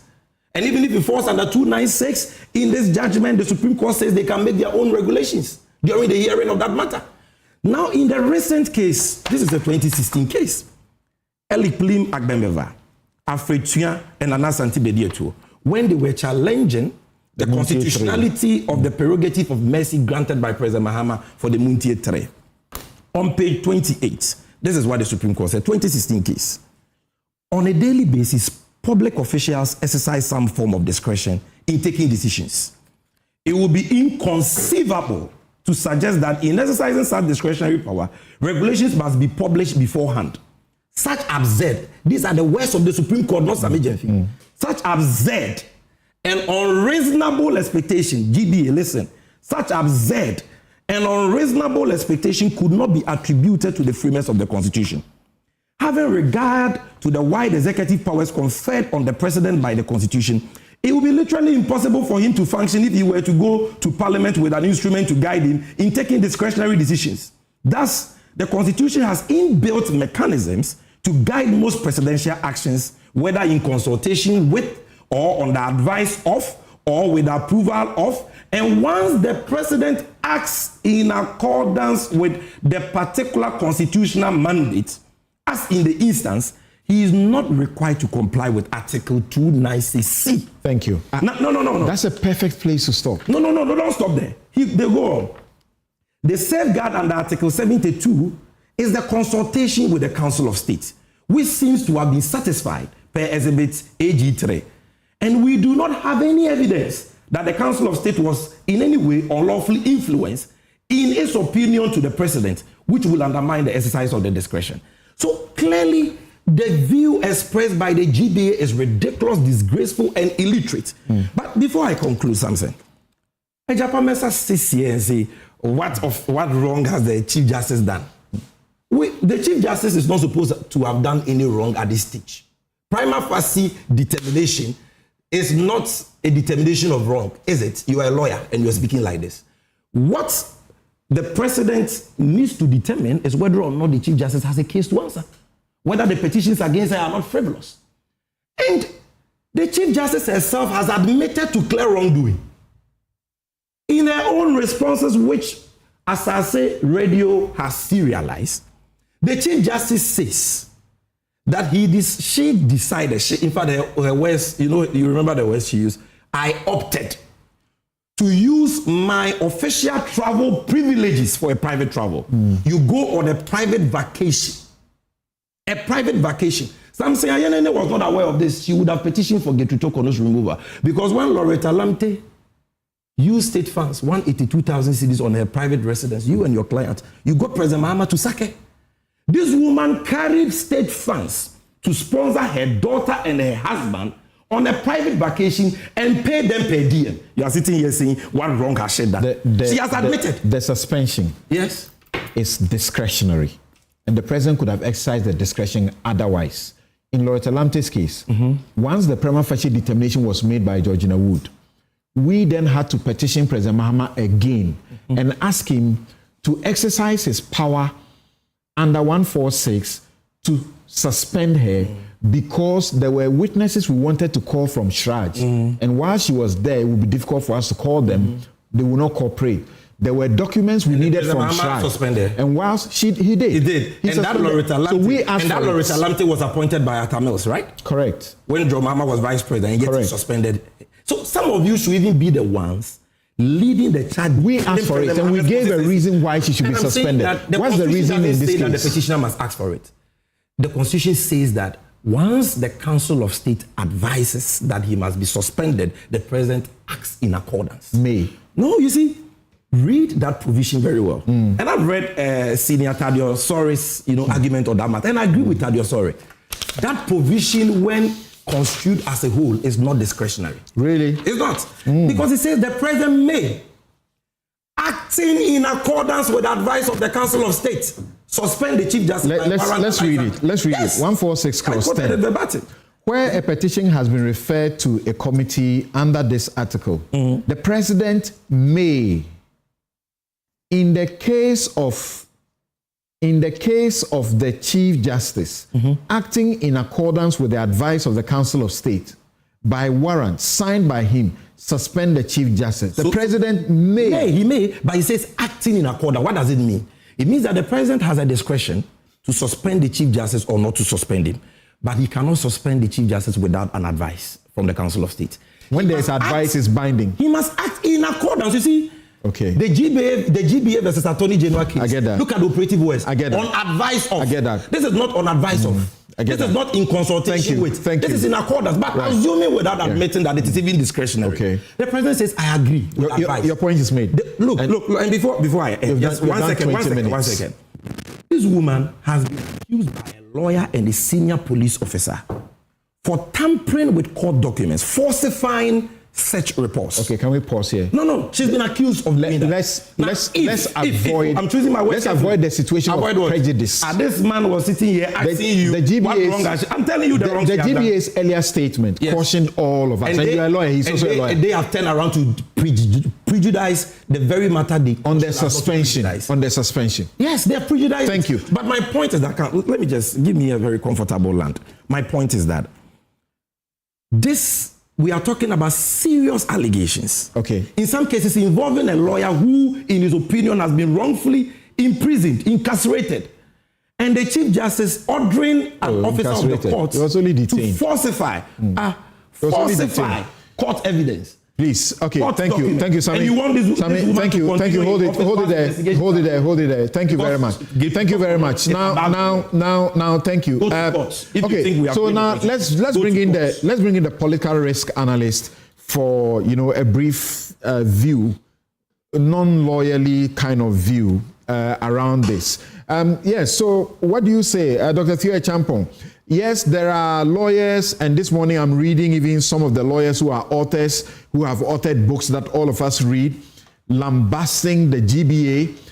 They are actually calling that thing they did as unconstitutional in trying to pronounce on a constitutional process and so on and so forth. There are lawyers all over who are talking, and there are ordinary members of the society who are also criticizing the GBA, and it would appear that it is only the NPP that supports what the GBA has done. Where you stand, what do you say about this process? Should the president heed to the call for a revocation of the suspension? He has power to do so under the same law.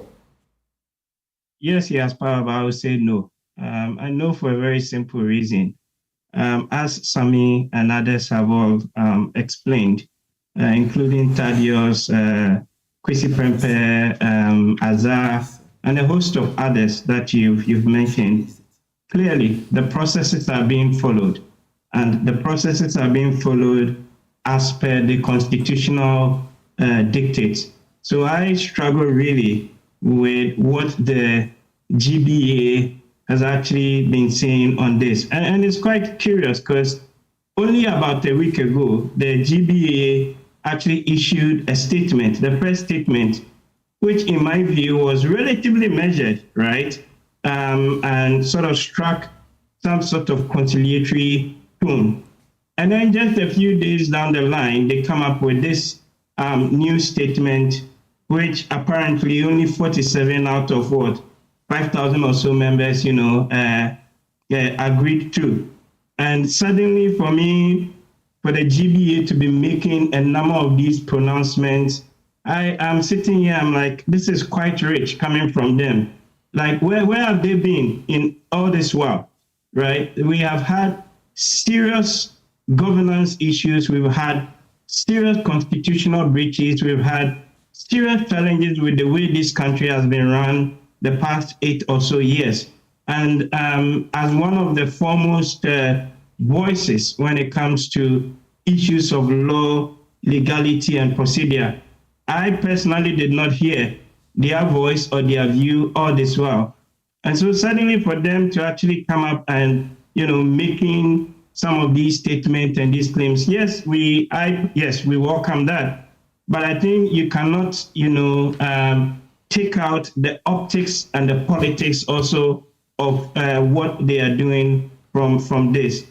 On the legality or the legal aspects of things, you lawyers often will talk about fidelity to the law and fidelity to the procedure. Correct. And when I read the statement, the second statement that came out, and remember in that statement, they are not only talking about the Chief Justice, they mentioned Galamsey, they mentioned Boku, Abdulkumanov, and all those things. But specifically on this Chief Justice's issue, I read that and I am asking myself, on what authority are they making these arguments on the said revocation? Because clearly, all the other people that also are members of the GBA, but are also respected, voices when it comes to public law and when it comes to jurisprudence, when it comes to constitutional issues, clearly have taken a position which is contrary to what the GBA, right, is saying. So I am really honestly a bit saddened, and I'm a bit also worried that suddenly the GBA has found its voice, and the things that they are saying, particularly in relation to this issue of the Chief Justice, doesn't really hold up, to water. If you subject it to even the strictures of the law, as others have argued. So I don't agree or support the so-called call for the revocation, as they are saying. The president is following the process. Nothing so far indicates that anything untoward had been done.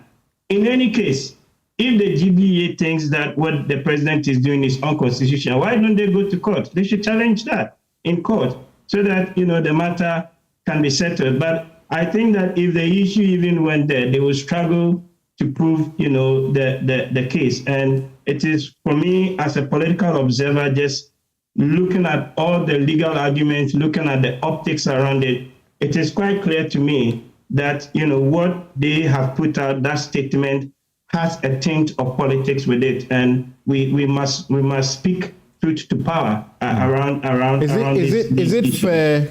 Is it fair to accuse the members who attended the mid-year conference? We are told there were 52 lawyers who took part in the passing of the resolution, and 47 of them voted in favor, while 5 voted against. Or is it that they abstained? Yes, you said 5,000 members. I suppose we are far in excess of that number. The statement issued earlier was issued by the council with the approval of the council. But this is now like an AGM. It's a mid-year conference. They didn't say who should attend and who should not attend. So even if you are 10,000... It was still on the letterhead. If you are 10,000, I get that. If you are 10,000 and only 52 attend, and out of that 52, the majority is 47, why do you blame them for doing something wrong? And it is not exactly also correct that in the past they were not heard on issues. They issue statements on some of the issues, including Galamsey. Yes, but with what force, with what authority? Let's not kid ourselves, right? I have followed and I'm like you as well. I know you're playing the devil's advocate, I understand. But we have been in this country the last 10 plus or even 15 years, and we have seen the force of power and authority that the GBA used to convene and action certain things vis-a-vis when different political administrations were in power, right?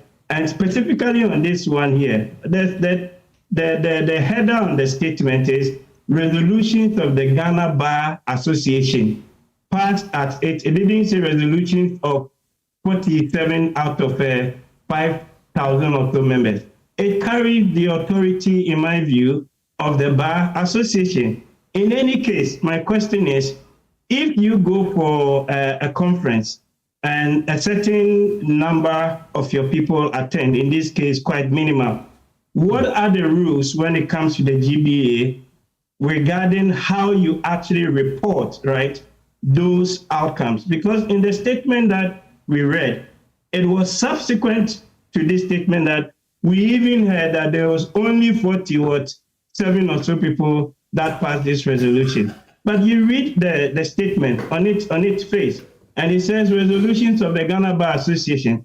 And at the bottom and of all of those issues, it's also signed by Mrs. Ifo-Agate, National President, and Kweku Jalbafo, National Secretary.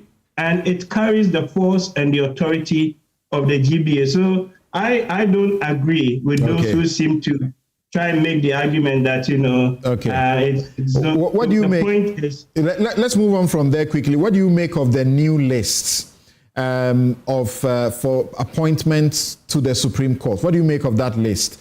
There are suggestions that, well, the NDC was against increasing the number beyond 15 or whatever to 2021, which Chief Justice Tokonu had advanced reasons, the Attorney General had advanced reasons why there was a need to improve the numbers to, is it 2021 or so.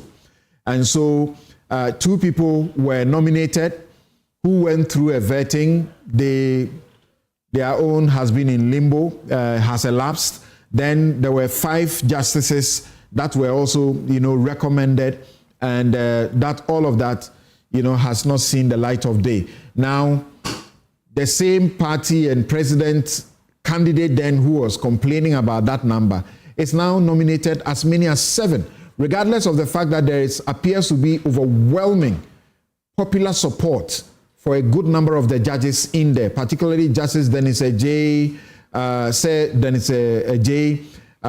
Jamefe and Akabuafo. Yes. Yeah, you're right. I mean, I have two takes on this.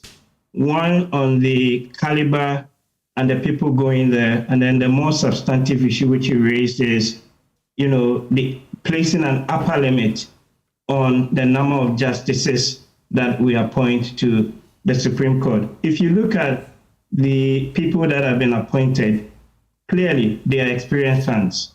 They have worked through the process all the way to the Court of Appeal. And I think their appointment would enrichen the quality of jurisprudence in the country. And personally, for me, 2 names particularly excite me, right? I am not a lawyer, but I follow some of the legalese and all of the things that go around. Said Dennis J. and then Justice Akabuafo. I happen to have actually read the judgment that Akabuafo delivered. Was it the Atuforcing case? He was the lead author on that. And I couldn't help but admire the brilliance, right, with which he wrote that judgment. And I see a bit of Justice Datiba in him when it comes to, the logic and the jurisprudential issues that he raises. As a researcher, you may have heard about the name Lord Denning, right? Yes, Denning is one of English's most celebrated judges. Yes. Akabuafo within the legal fraternity, among us lawyers, we call him our Lord Denning. Okay, so I'm not surprised. I am only likening him to Datiba, just having followed Ghana's jurisprudence over the period. But I think he's going to really enrichen the bar. Okay. Same with Dennis Ajay and all the other Jamefe and the right. But these are the ones I personally have read and I know. All right. On the substantive issue of the limits, this is where, again, I think we have an opportunity through the Prempe-led committee, the Constitutional Review Committee, to fix. And I need you guys to be quick because they are coming to the studio right now. So be quick about that. Okay, so we have a fantastic opportunity to fix this. Let the debate go on, but we need an upper limit on the number of justices that we appoint. We cannot continue playing the political game of just appointing and appointing, and it is going to actually hurt administrative efficiency. Higher numbers does not necessarily translate into improvement in governance. Remember Akufo-Addo, we in the early days he did 120 ministers, and we all complained and said that it wouldn't work. And the results down the line showed that indeed having bigger numbers does not improve or translate into. I used to be part of those criticisms, and I even had to tell him privately in a private meeting that I thought that was such a gaffe.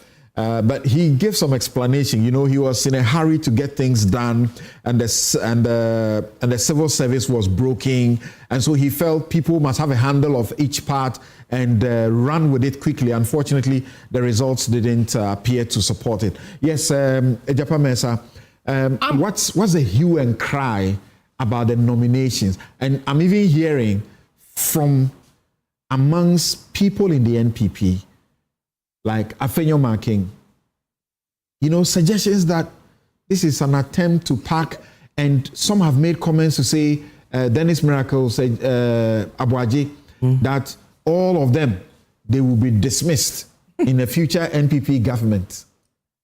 Even before I go there, it's not entirely accurate that the GBA was quiet under the NPP government. Sami suggested that even when there was an attack on the court, the GBA did not complain.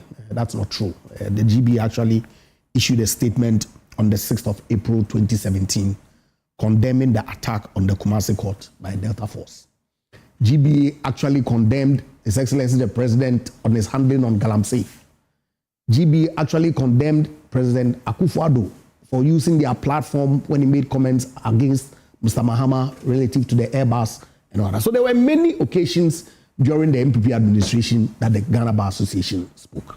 So let it not be said that, you know, they only go into hibernation when a certain government is in power and only find their voices when others. It clearly is not supported by the facts on the ground.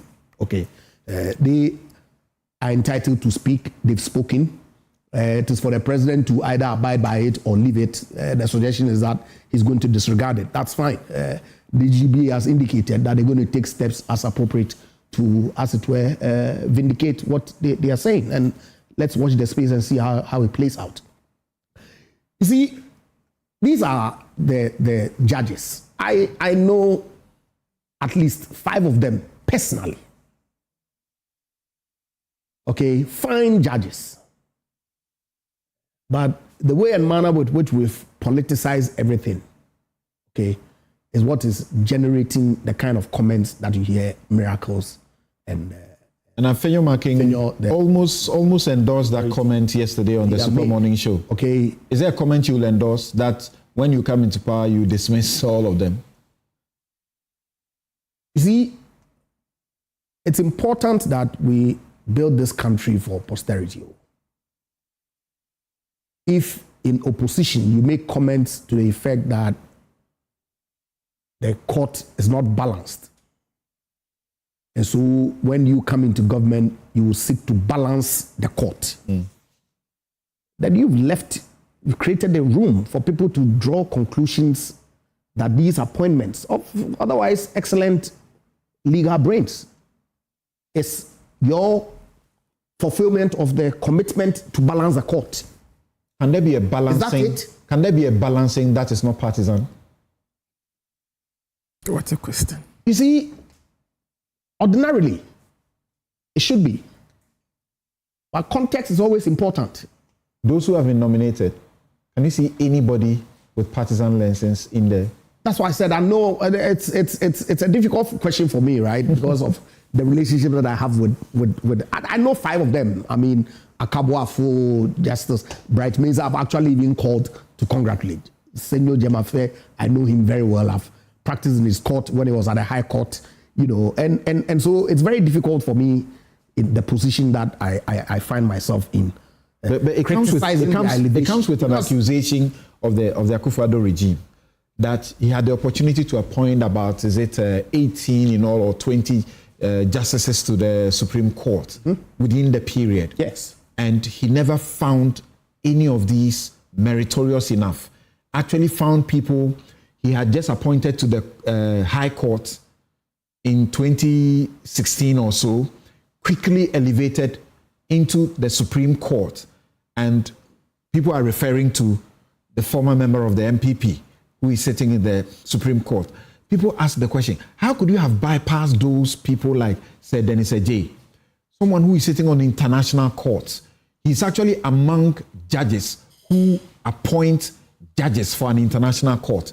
Here in Ghana, he's the trainer of the judges, and he was never qualified. He was bypassed all the time. Well, I wouldn't know the reason why he was not elevated. And I think that, you know, he going to the Supreme Court is well deserved, except that my only worry, and I do not necessarily believe that these things ought to be politicized in the manner that we have allowed ourselves to politicize everything. Okay, it's the comments that they themselves made. It's the kind of criticism that they put across when there was an attempt to appoint 2 justices who actually went through the vetting process to replace those who were due for retirement. It's the kind of comments that they made when the nomination or the recommendation for the appointment of 5 Supreme Court justices came up, and the reasons that the Chief Justice advanced at the time, that because of the workload, it was important for some additional numbers to be made. The kind of comments that they made, that is what is beginning to haunt them now. Okay, the Constitutional Review Committee is coming. Quickly, Sami Jamfi, and let me tell you my surprise, that this list of 7 does not include any of the 5 that were recommended by Her Ladyship, which you were against, that it will increase the number too much. It does not include the 2 that were already vetted. I mean, some of them are. Yeah, but let's be frank. But you must also concede that it includes some justices who were appointed to the Court of Appeal by Akufo-Addo. That's correct. Now, but something, the problem with the MPP, you see, is the duplicity and the hypocrisy they continue to display. That is what I find nauseating in all these discussions. You see, a few months ago, be quick about it, they applauded President Akufo-Addo for appointing over 18 judges to the Supreme Court. In fact, Justice Enesgao, who in 2012 ran as the MPP parliamentary candidate for Ho Central, ran as the MPP parliamentary candidate again in 2016 for Ho West.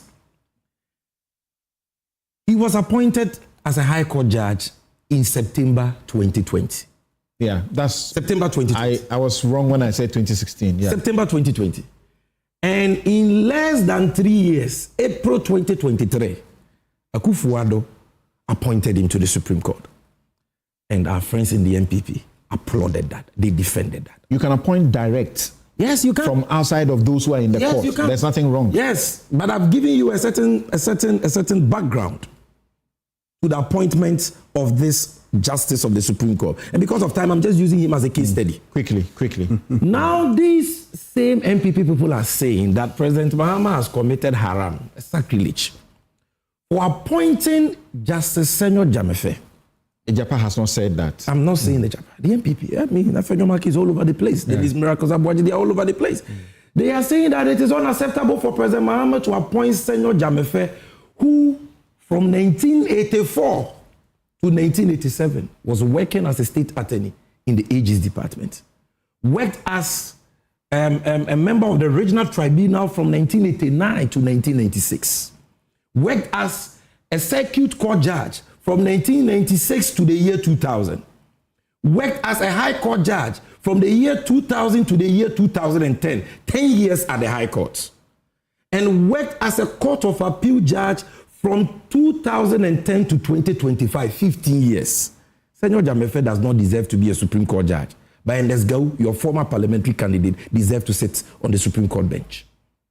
Justice Sir Dennis, who taught me law of interpretation, one of my best ever law lecturers, and you can testify to that. Someone who teaches judges. The second Ghanaian to serve on the African Court on Human and People's Rights. Someone who has served at the Court of Appeal for 15 years. He cannot be Supreme Court judge, but Enesgao can be Supreme Court judge. What's that? What kind of hypocrisy is this? Look, it is true that in times past we complain about Akufo-Addo packing the court. He appointed over 18 justices to the Supreme Court. Mahama has done 7. We have not done 18. In 4 months. And to remain, to allow the status quo to remain would be to allow for the perpetuation of injustice against these people who President Akufo-Addo shunned for 8 years because he didn't like them. Because Godfred Dame didn't like them. He says he doesn't know why Sir Dennis was not ever promoted to the Supreme Court under them. Should I tell you? Who doesn't know this? Everybody knows that it was because of the decision he gave in the case of Osafo Manfo while the MPP was in opposition. When Godfred Dame was Osafo Manfo's lawyer. We all know why Jamefe was shot. Because of the role he played as the commissioner in the Brazil World Cup investigations under the NDC. We all know that you refuse to promote these 5 brains to the Supreme Court and rather chose to promote their juniors by over 20 years to the Supreme Court because of cheap politics. What we are doing is that we are righting the wrongs of the past. We are doing justice to victims of injustice. And you can bend the sea if you don't. All right. Thank you, President Sami Mahama will not be remote controlled by you. Thank you, Sami Jafi. Thank you. Thank you very much. So thank you, all of you, my guests who have joined us to do the first segment of the discussion. And we will take a quick break and return to have the members, the chair and 2 members of the Constitution Review Committee to tell us how far they have gone so far.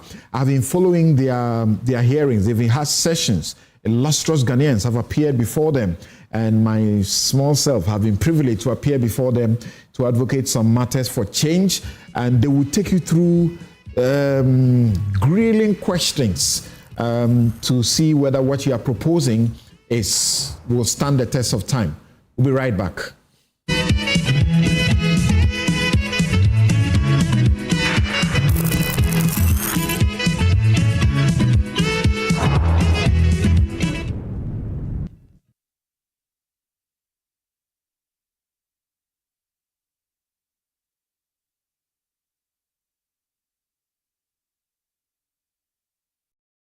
Yeah, Bongo. Hey, again.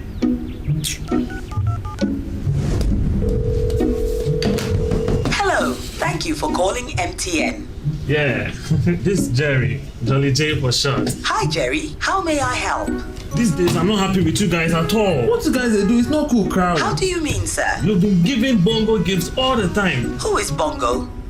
Oh, Bongo, my friend. He purchased in my room. You don't know Bongo. Oh. You've been giving free gifts, but I don't. That not the gift is him. That's MTN rewards, sir. You can also get freebies because on MTN, doing always gets rewarded. Doing more of the things you love. Talk, text, browse, and more, and you get to redeem free call time or data by simply dialing *550#. Oh, sir. Yes, and on Fridays, you can even get extra special rewards like food vouchers, shopping discounts, and much more. Didn't tell me anything, no. He will move out. Doing gets rewarded, eh? Hey, but your voice is really nice, so. Would you like to know how I got the name Jolly J? That won't be necessary, Mr. Jolly. Calling customer care service doesn't give you points. I'm gonna call my mom. I'll call my grandmom. I'll call my ex. That girl can talk, Papa. Hello, Mama. So what's the topic for today? MTN. Let's talk hemorrhoids. Hemorrhoids are normal structures located in the anus of all mammals. But it is only man who suffers hemorrhoidal disease because of the erect closer we have assumed and the squatting that we do to empty our bowel. Hemorrhoids consist of a special type of blood vessels which fill with blood when we are moving our bowel and help to cushion the anus against the force of transmitting the stool. Afterwards, they empty their blood, collapse, help seal the anus to maintain continence. Over time, these vessels lose the elasticity of their walls, become dilated, permanently filled with blood, leading to congestion of the hemorrhoids. The symptoms of hemorrhoids are bleeding and prolapse of the hemorrhoids when passing stool, itching and feeling of warmth in the anus and anal discharge. Laser, ligature, and longo are the modern, minimally invasive, most effective and painless methods of treating hemorrhoids today. Winterba Hospital, first Ghana Colorectal Center, in to serve a peculiar health need. Sintex tank, your size in Nabi, copying 35,000 liters. West Africa had here, Obiani or tanker see a chain yen. Ya yes, Sintex tank, I'm on a wire ding. And see about this here, Chow, and so still, a wedjuma, oh, weather. Who bet me a check, color, ye bayamo, I won't shit. Ghana ha, if you be a year water tank and one thing, auto Sintex tanker. Ye mo 7 years warranty. Sintex tank, ye will lay a fitabi room. A bones yon by me with the hokwaji. A ye papa change ya canina. Say dear, what's the dia yen to my hobby? And one is Sintex septic tank. Septic tanky, your size BRB. Sintex, innovative, reliable, durable. Sintex tank. Are you strong? Are you tough?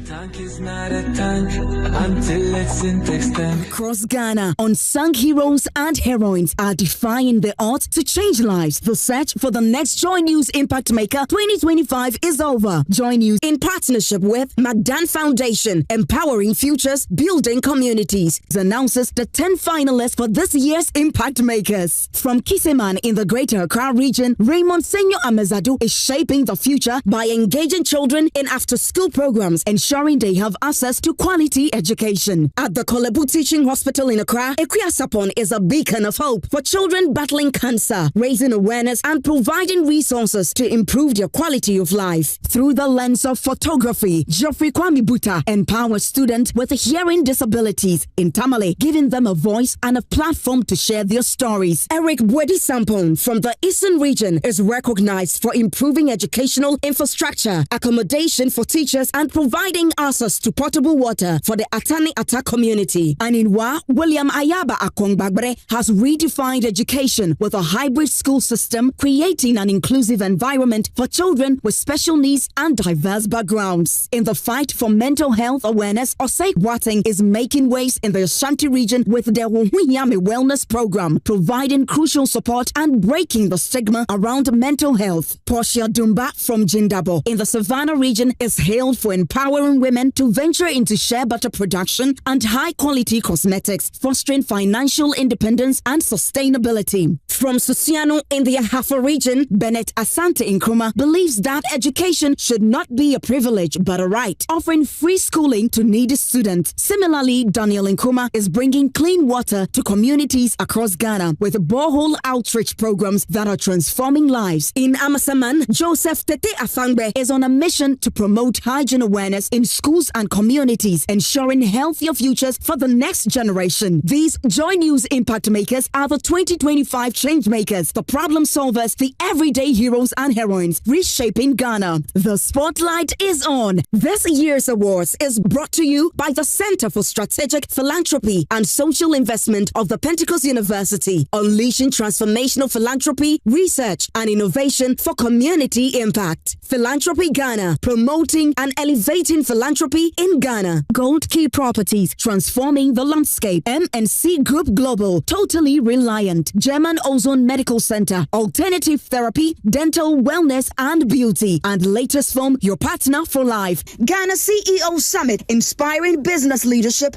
and economic transformation. JoyNews Impact Makers Awards, celebrating ordinary people making extraordinary impact.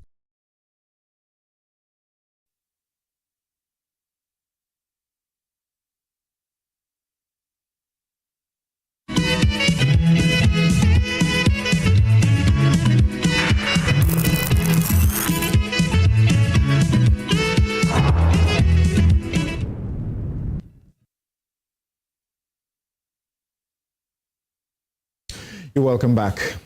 It's just fair that we share a couple of your messages before we move on to the next one. And Mr. Gabi says, clearly more harm coming in subsequent days. Cheers for a good reason. The judgment of the Ghanaian people sidelined them from power, and this would linger on for years, if not forever.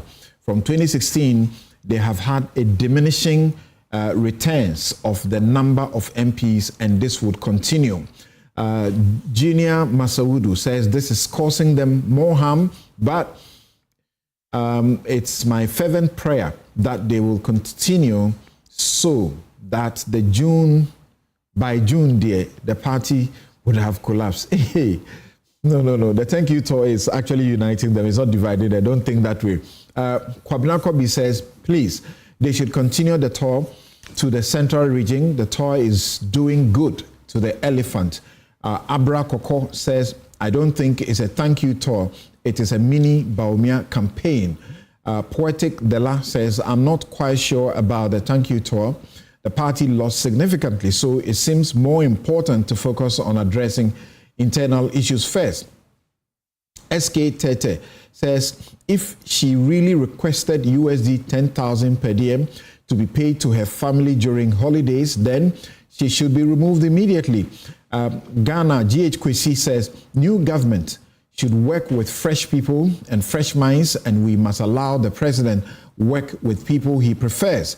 That's the meaning of the word mandate. And all presidents over the world work with people they believe in. I am MPP. I believe in. I'm MPP fanatic though. Really? Rash Bala says, I want to understand why the NPP in particular is more concerned over the suspension of the CJ more than anything else in the world. Star Safre says, she must be recalled to do what exactly? To perpetuate the injustice and impunity? Let her deal with the petitions. In the unlikely case she comes out clean, we can talk about her recall. Donald Nee says, if she is recalled now, what will the NPP demo be about? Nete Oscar says, no way she should resign or get removed. There's the need for sanity in our judiciary. And finally, Haruna T says, I'm sure she herself wouldn't want to be recalled, not because she is guilty, but because protecting her integrity is important. The public may perceive her guilty, but the committee may reach a different outcome. Let's wait and see what the committee will eventually say. Thank you very much. That's after we have gone all lengths to prejudice the matters, discuss them, when by the constitutional dictate they are supposed to be, in private. Now, my guests for this final segment of the show, we are so privileged to have Professor H. Kwesi Prempeh. He's chairman of the Constitution Review Committee. Dr. Esi Ansah is a member of the committee, and Dr. Reina Akumperegia is secretary of the committee. Thank you, ladies and gentlemen, for making time to join us. I have been following what you do at the committee, streaming on YouTube every day, meeting some of my best people in the world, in the country.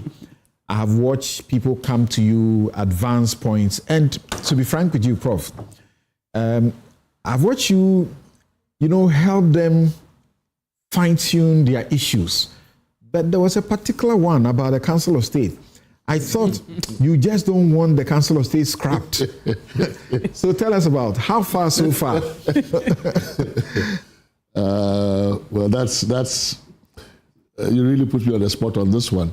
So yes, we have had a number of submissions, of course, on various issues, but one of the interesting ones, of course, is on the Council of State. And we've had an engagement on the Council of State, along with some other independent constitutional bodies. The sense, at least at the time that we had that conversation, was that a number of the submissions were in favor of the abolition of the Council of State. And, but of course, our role, I think, as the committee is to just probe, right? Why is it that people want the Council of State abolished? And because our task is forward-looking, we're looking at not just what is not working now, but how we could make things work better. The posture that we've taken, and at least that I have taken, is that it is not sufficient to call for the abolition of an existing structure in the Constitution if the call for abolition is predicated largely or solely on the fact that it is not working as structured.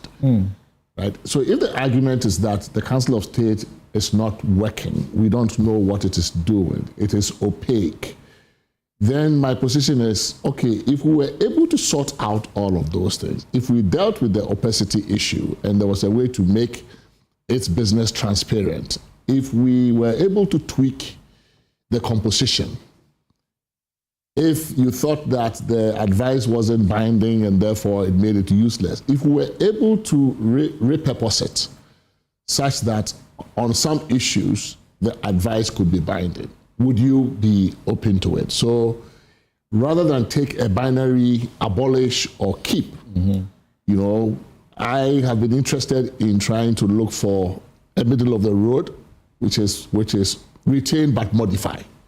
Right? So in that particular interaction, that was what I was trying to do. I was trying to probe further so that I could get exactly what it is that people were talking about, because the abolition is based on a certain structure that we all feel is not working. So if we, in the process that we are currently undergoing, if indeed we could come up with a recommendation that changed the composition, we reduced the president's number of appointees on it, or eliminated them all together, gave it a different function, gave it some more teeth, would you be willing to live with it, right? So that's what it's been about. People feel once it's non-entrenched, low-hanging fruit, just kick it out. Well, but at a certain point, I must tell you, I feel that you're stifling their views. You don't want them to express it the way they want to express them. No, it's pressing, because our goal is to get you to make the strongest argument possible in favor of the position that. I remember you asking the question, replace it with what? I'm like, huh? Right? I mean, because if the idea is that, the president, they are not effective advisors, then would just taking them out of the scene completely make the president's decision-making better. Right. And maybe the purpose that they are serving is not the right purpose, or it's not adequate. And then I think there's also some history to it. So I have been interested in looking at what it was that we tried to do in 1969 when we first introduced the Council of State. When you go back to 1969, it really was an interesting structure. The Prime Minister was a member, the leader of the opposition was a member, former heads of state were even allowed to sit on it. At the time, we didn't have any. But the idea was that they were going to be advising a statesman president, not a politician president, because the head of state at the time, the president, was just a head of state, not head of government. So that idea, I think, worked under that scenario. When we moved to executive president, we did not make the necessary modifications in that relationship between the Council of State and the president, because now we had a politician president, but we still had a Council of State advising that person. And the question is, well, why would you need somebody who is an executive president to take advice from a body that is constituted this way? So I think that, the history is important, as well as what we've done with the structure from 69 to this point. And my goal as chair, I don't see it as my goal to essentially either preserve the status quo or just kill everything. Okay. We're trying to look for solutions to problems. That's the approach we've taken, that this task is to find solutions to governance and developmental problems that emerge either from the Constitution or from the way we do our politics. Right. If we can find a solution in the Constitution, then all the better. Okay. Let me get back to you quickly, but to Dr. Esiansa, and I'm watching, like I said, my best people, Professor in charge of the Ashesi University, Patrick Ewa, and I'm watching and listening to him and the propositions he's making, the Aziz Bambers, Asan Komers, Domelevos, and they are talking to you, and I feel there's one part that you may have your bias, because they say the longer you stay as a professor in the university, the better you become. So the retirement should be improved. Judges take 65 years and 70 years in the Supreme Court. Why can't lecturers do that? So when you're listening to them, you can't avoid your own bias, right? Well, I think it's important to be objective, in looking at this. And indeed, when you look around the world, some of your most seasoned academics, people who are still, grooming people to take up leadership in various aspects of our public life, are people who are past 60 and 65, and there are people who we say that we age like wine in academia, right? That's right. But it doesn't mean that it should be such that at the institutional level, if somebody is not effective, just because there's that, retirement age and there's still space for them, you let that go. And I think it's important to perhaps consider, is this unique, or should this be unique to certain sectors, to certain spaces where academia may be one, so it may not be generic across board. And those are the kinds of questions we need to be asking ourselves. And as for the bias, I think for me, it's all about effectiveness. If somebody gets to 60, even 50 before retirement and they're not effective, this is where the HR side of me comes out. Performance. If they're not performing, then they shouldn't be there. But if they're 70 and they're actually delivering and they are inspiring young minds, then why let them go? But I think those are things that we should really... So as a non-lawyer, you're listening to people on lands and natural resources. You've listened to various people, including Ga people, Dangbe people, who have matters of lands, talk to you, and the issues of decentralization, local government, the chieftaincy. You are listening to all of this, public service and enterprises, code of conduct for public officers, and exercise of discretionary power. All of these are, legalese, independent constitutional bodies, executive advisory council, that's the Council of State we spoke about a while ago, the political parties matters, and all that. The judiciary, because there was a whole session for the judiciary as well. Are you enjoying it? Oh, yes. I'm learning a lot, actually. For many years, I've had a copy of the Constitution, and once in a while, you flip through it. But now, it means delving deeper, reading and listening. And some of these things are really not, it might be captured in, framed legally, etc., but it applies to all of us at a very, very personal street level, And so whether it's looking at, let's say, the NDPC, political parties and their manifestos, right, it all translates into what happens on the ground in the area of development. When you look at local government, the people who want to see young people being drawn more intentionally into the district assemblies, the function of district assemblies, as for Galamsey, it affects all of us. So these are issues that are maybe legally, argued out, etc. But at the end of the day, when the rubber hits the road, it affects all of us on the ground. So it's been a great experience. Okay.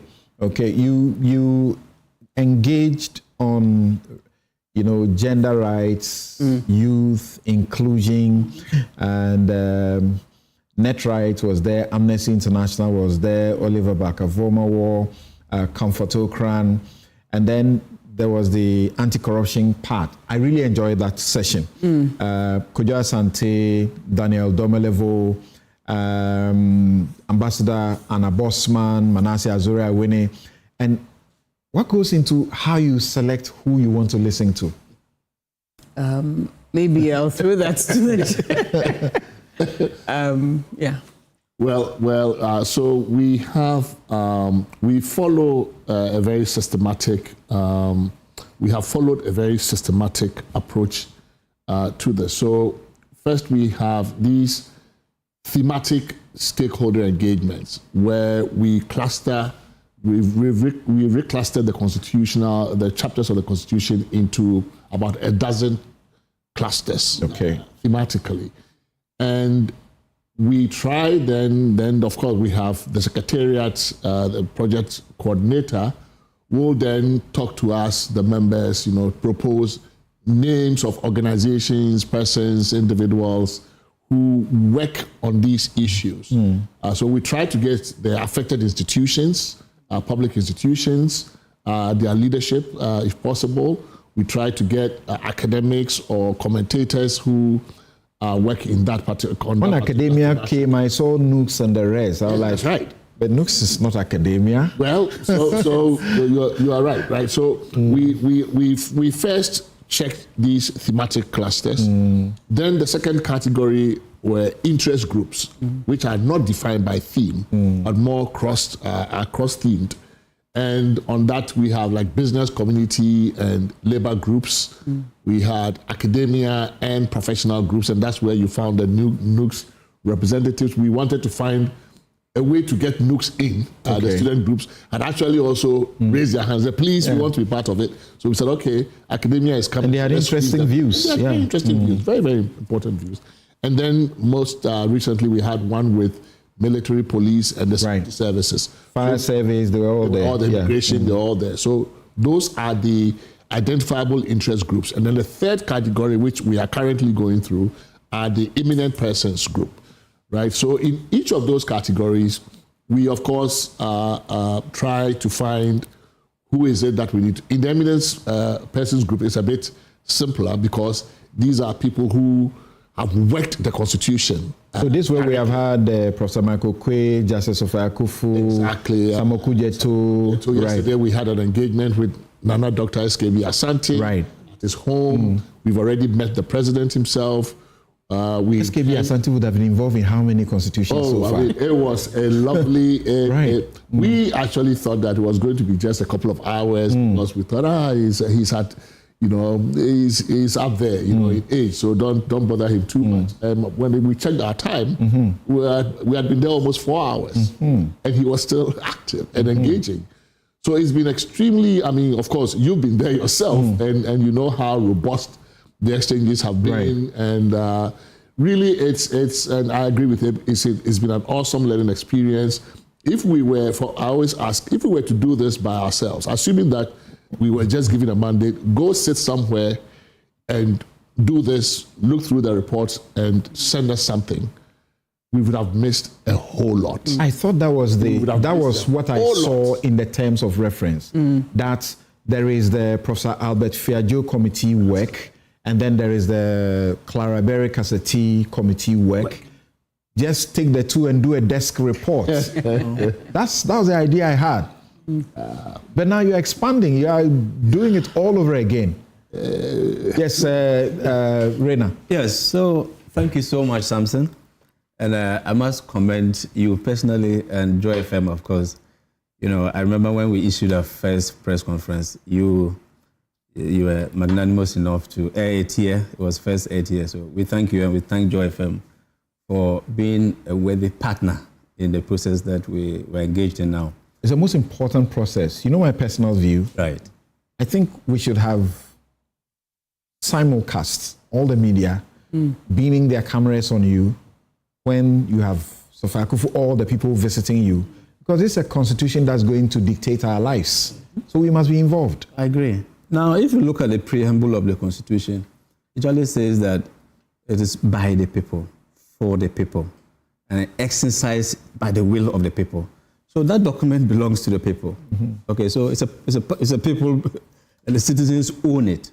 And that is why it's important that all these stakeholders and persons and institutions, are important in the process that we're involved in. So I agree with you. I think we had maybe sometimes you particularly may not like the media, because I remember you made one joke about Nogopo and it became a headline. Because why? How else to fight corruption? What a better way?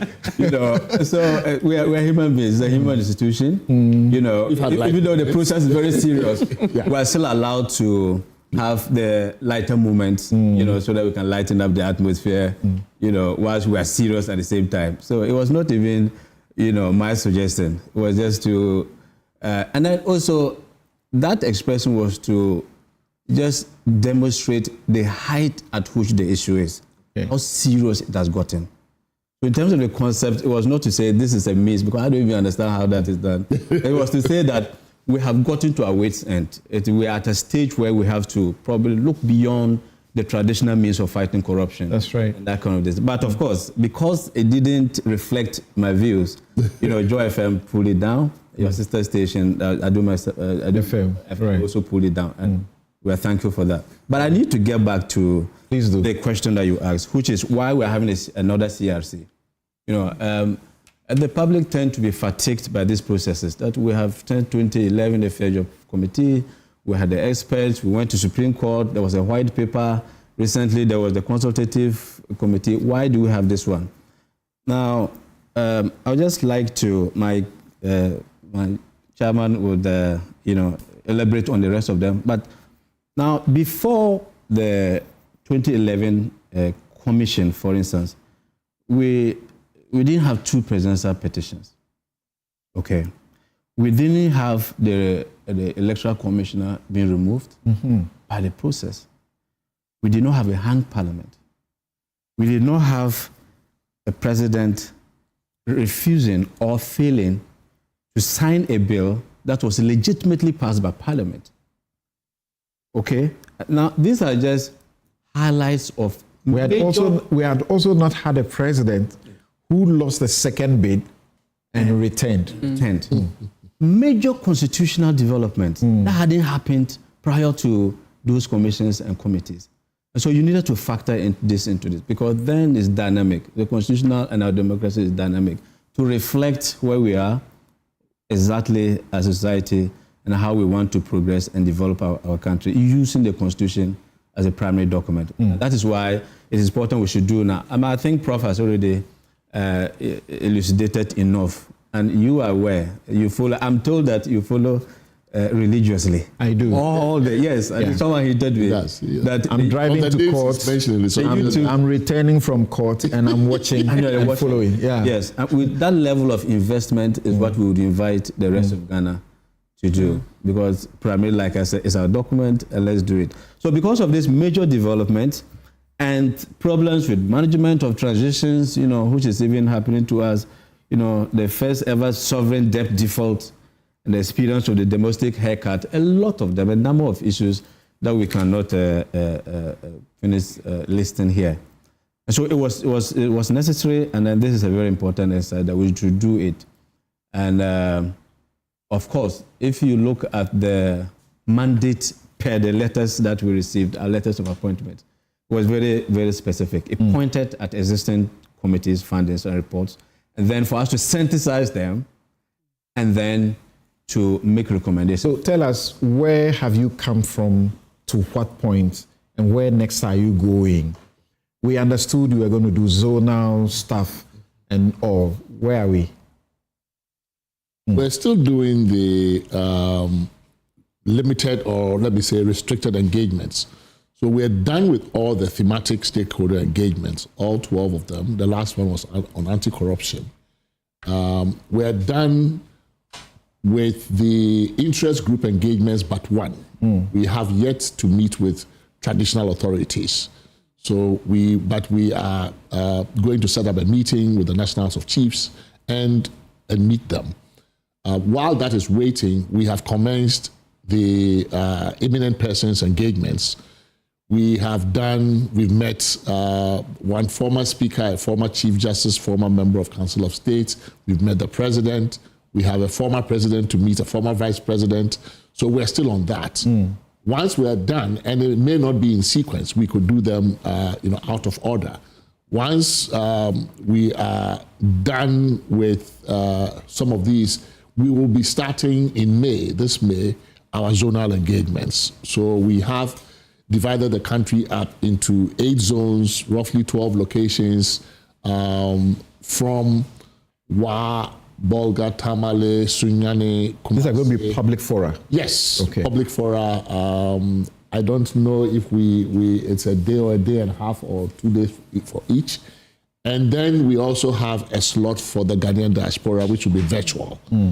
So once we're concluded with all of those, then we come in-house and do our deliberations. We will have to take on board all of the input that we've gotten. And then together with our primary documents, which are the 2011 reports and the 2024 reports, then, of course, together with our constitutional, our various constitutions, related court decisions, Transition Act, there are a number of things that are not, necessarily constitutional, but affect the way our constitution has worked. So, for example, the SIGA Act, right? If there is a sense that we should bring the state-owned enterprises or the commercial corporations into the Constitution, they're currently not in the section on public services, then we need to look at SIGA and how it's organized. How do we bring commercial state-owned enterprises into the constitutional scheme of regulation? So there are a number of primary documents we'll have to take account of. Then we'll put all of that together and we start the internal deliberations on the committee, which should take about maybe all of June, all of July, more or less two full months to actually do the work. So there's plenty ahead of us still. Dr. Siansa, what has been more revealing for you in these sessions? What is it that, gets your attention as you sit through these processes? Maybe one key thing is if let's say our public services were functioning according to what's on paper, public procurement, service delivery, a lot of our problems will be solved. So the enforcement of what exists, because some of the things that you're reading, it's, useful. Having said, let's say the Public Services Commission, their mandate is clear, what they're doing. If they had the room to work the way they're supposed to, we would have effectiveness. But then where things get politicized, it derails them. And so just learning that there are some of these things, it's just a matter of doing what we need to do, existing policies and then enforce. Yeah, so what can you point at to justify how important this process is? Well, the process is important. It's been 30 plus years since the Constitution was framed. Life has changed. So whether we like it or not, we need to come to it and then do the review. It's been interesting for me just listening to some of the things and realizing we've talked about it and talked about it. The election of, DCs, it's come up so many times, but here we are. It's still there. So this is the time to use the opportunity to capture things properly so that the Constitution outlives us. So that going forward, like Prof said, this is a problem-solving mission. It's not a solution looking for problems, but then looking at what we have, what's not working, how do we improve that? State-owned enterprises. It's been interesting just looking at how quickly we're setting up new commissions, new authorities, and where do we stop? Where do we consolidate so they can be effective? And for me, it's just been not just learning, but listening and also learning the history and the context. The question around previous constitutions and having a prime minister, looking at the Council of State and some asking, well, should this be a second chamber? These are things that I would never have thought of. But then going through this process, learning all these things and realizing there's a lot of context and richness that explains why the Constitution is the way it is now. How do we understand that context so that we don't just arbitrarily come up with, recommendations, but we ground it in the context of that time and now design for the context of this time. And that's really important. Prof, you have been at constitution making and questions of constitution, literally every part of the constitution as far as good governance is concerned and independence of, say, the judiciary and the rest are concerned. You have written about them over time. Now, sitting at this place, I can see it's such a privilege to make it happen. Are your expectations being met? What is it that you are hearing that makes you feel your expectations are being met? Well, expectations coming from, the public expectations, if you take the public side, of course, I'm in social media, at least on Facebook, and, it's amazing just how many people are expecting that, in a sense, this is the silver bullet, right? This is almost like the magic wand that is going to solve all manner of problems. I get comments on my wall, on other people refer me to other things, they tag me, and when I go read it, you guys must do something about this one. Right. Some of them you can use a constitution to work around. Some others really, it's mind-boggling why people think this process will solve those problems, right? But it does speak to the heightened expectation that the public has of this. But it's not just the public, because we haven't actually even met the general public yet, right? These engagements have been, even though they are not private engagements or non-public, they are limited in terms of the number of stakeholders. But even those stakeholders, who we would call, say, the elite, right? They come to these engagements and the expectation they have of it. These are people who have had close proximity to government, to the workings of the Constitution. And they are telling us that they expect this to be, to bring finality to this whole thing. And so when I look at it from that angle, the task is daunting, right? Because these are people who have spent careers in government, in politics, in public service, working with and around these issues. And they are coming to us to tell us, look, you guys have to fix this place. This is our opportunity. This is the time to do it. And that part of it is actually somewhat scary sometimes, right? And, you know, I think all of us have come to that conclusion over time through these conversations. Every conversation, you get something new, some new insights. You are thinking, wow. Some of it, you leave the meeting, you're thinking, whoa, what have we signed on to? This is huge, right? You know, after one of the meetings. Yes, I want you to tell something that wowed you. I've heard the OSP appear before you and say, write the OSP into the constitutions, otherwise we will not win the corruption fight. What are the things you are hearing that wows you? You know, I think I put something up on my Facebook page one day. It was actually after maybe a series of engagements. Then I came to the realization, look, we talk about the informal economy a lot, right? The expression informal economy. But after 1 or 2 or 3 thematic engagements, I came off thinking what we are really dealing with is an informal state. It's almost like the state is still information, and there are so many things that are informalized. And I think, you know, AC referred to them a bit in a comment, which is that on paper, you would think that, you know, this is how the public services must work, and this is how this must work. But once you pry open the reality and you engage the operators of the system, you realize, but this is not how this works. And the sheer, I think, the scale of what I call the informality at the state level is what I have been a bit, you know, really surprised by, you know. So that is a tough job. You and Professor Raymond Atiguba, you got me repeating anytime I have to speak about the presidency that it's an imperial president. So you have discovered that's a reality. Nothing really gets done. Yeah, absolutely. If the president is not in it. No, absolutely. And you know, I think that is the elephant in the room, but it is not really just the elephant in the room in the sense that nobody wants to talk about it. Almost everybody who appears admits that is a problem, you know, and it may have been intended for good, right? Because, of course, you have to give government power for it to be able to act. And, you know, when we emerged from colonialism, the idea was that the scale of the developmental challenge was so huge that you needed to empower government.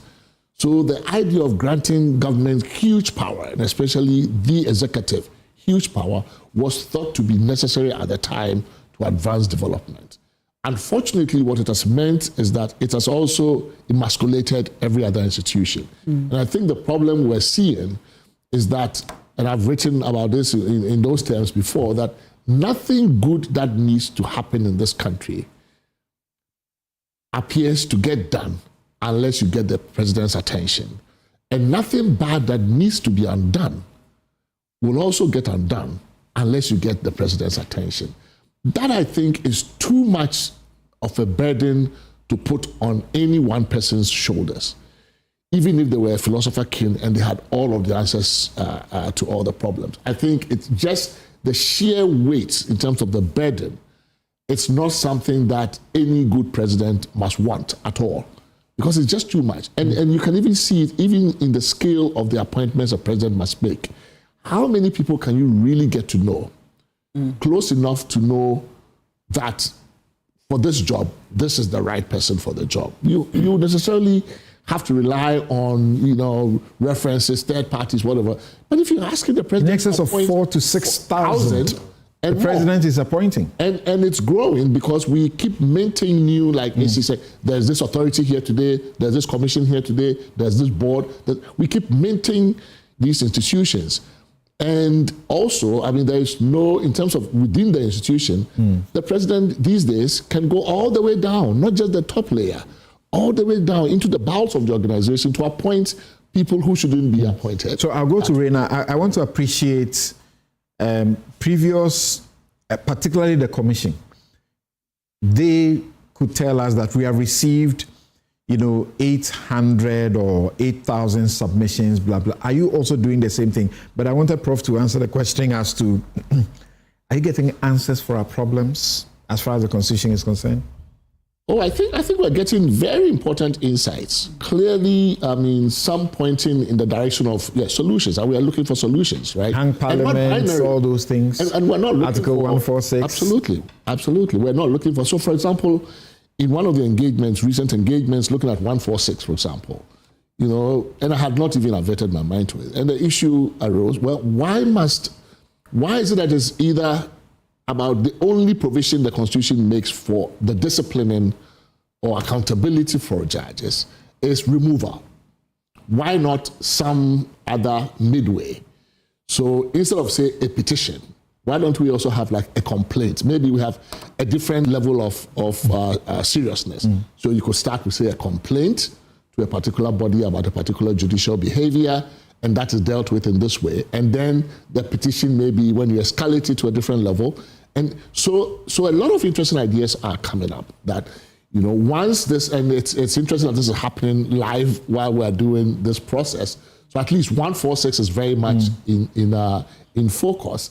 And now people are looking at it and saying... And if it says a complaint, who handles it? They have a complaint system within the judiciary. So exactly. Who are going to do with it? And I was complaining about one complaint where a judge was completely wrong and was found to have done wrong. But, was giving a little slap on the wrist that he was reprimanded. No, I think, for example, on the judiciary, and I think you were there at that session, we have tended, and maybe this is our own elite bias, we have tended to be more focused on the superior courts system. But the truth of the matter is that for the average Ghanaian who gets literally processed through our judicial system, the encounters they have are not with the superior courts. The encounters they have are with the lower courts. So that has also come into view, that while we're looking at high and Court of Appeal and Supreme Court, most Ghanaians will have justice meted out to them at the district or at the circuit or some other level. And because there is so little focus on that, there's a lot of injustice too that happens there. So, for example, people have come to us with recommendations around how we deal with the lower courts too, so that we protect the rights and interests of most Ghanaians, not just those who play. So, Reina, are you able to tell us how many submissions we have received? Are you doing it that way or not? I'll come to you quickly, and then perhaps I come to end on Prof still, but it's just going to be about 2 minutes each from all of you. This show is brought to you by the Bank of Africa, as strong as a group, a close as a partner, MTN everywhere you go. Ashasi University, educating ethical and entrepreneurial leaders for Africa. Robert & Sons Optical Services, your comprehensive eye care service provider for 33 plus years. My Way Insurance, simply dial *165# on MTN to join My Way today. Flamingo Paints, simply superior. Syntex Tanks, it's strong and it's tough. Activa International Insurance, our clients, our passion. International Facilities Management Association is also proud to be associated with the show. And my outfits, as always, is by Konati Clothing. Now, Reina. Right, so thank you. This is an important question. Now, we have provided the means by which the public can make submissions. Great. In our press statement, and with your permission, let me just reiterate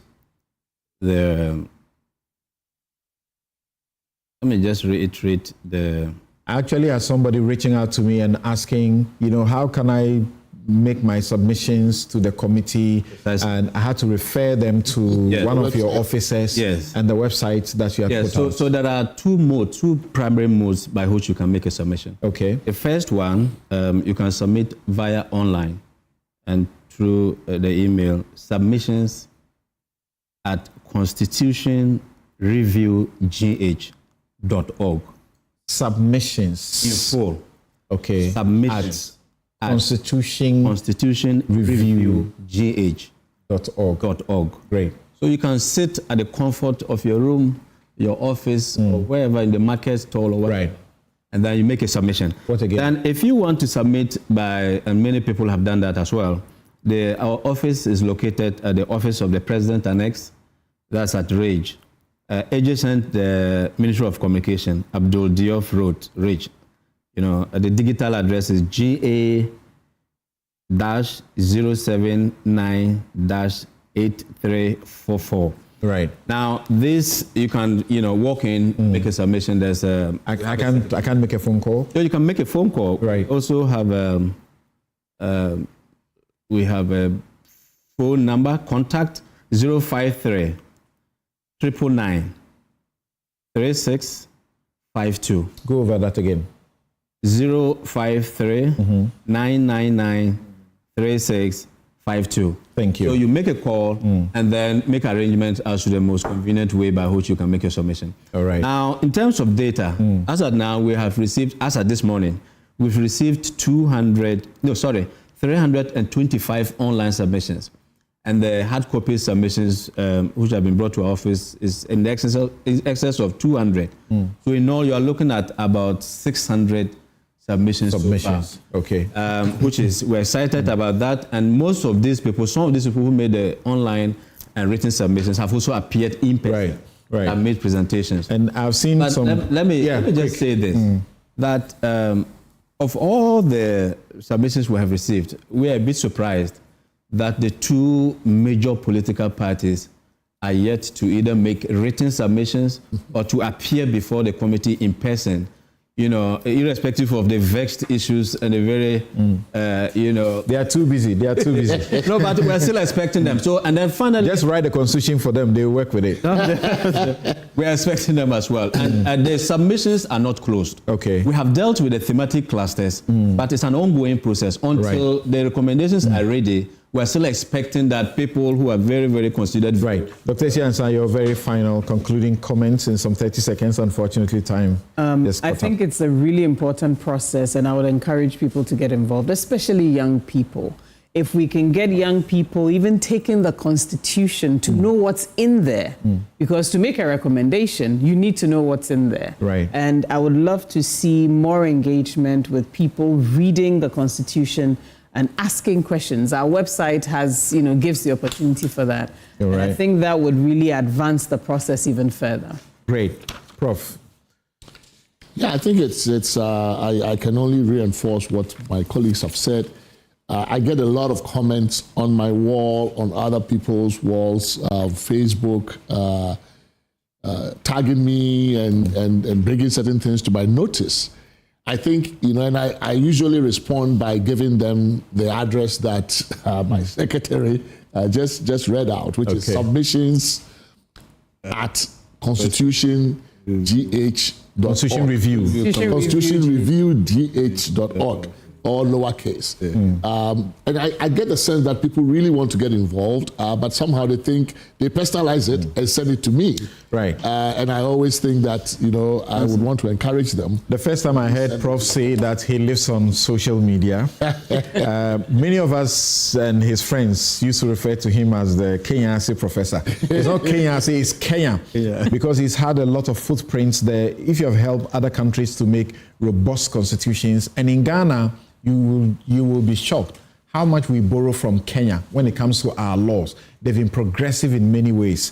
You can't fail us. You must give us something that is better than Kenya's. Well, we are learning from, and it's not just us. A lot of people who can make references to Kenya. Just 1 minute. So, I don't have 1 minute. Yeah, 1 minute. I would like the public to know that the various zones, Wa, Tamale, Cape Coast, Hu, Takrade, Siani, and all of that, that from next week, we would have a plan out that would seek to engage the various zonal, women groups, farmers, and teachers organizations and labor. Thank you so very much. We wish you the very best. We know it's a daunting task. It's a very heavy one, but you are more than capable of running the show. My outfit by Konati Clothing, 0244 676732. And our very good friend, whom we have spoken to a couple of times on this show, is being buried today. I'm talking about Samuel Intim Dakwa, former Clerk of Parliament. He's the longest serving and has helped us by authoring at least 2 books in how Parliament does its work. He passed on and he's being buried at the this forecourt of Parliament. Thank you all very much. Have a good afternoon. This has been Newsfile.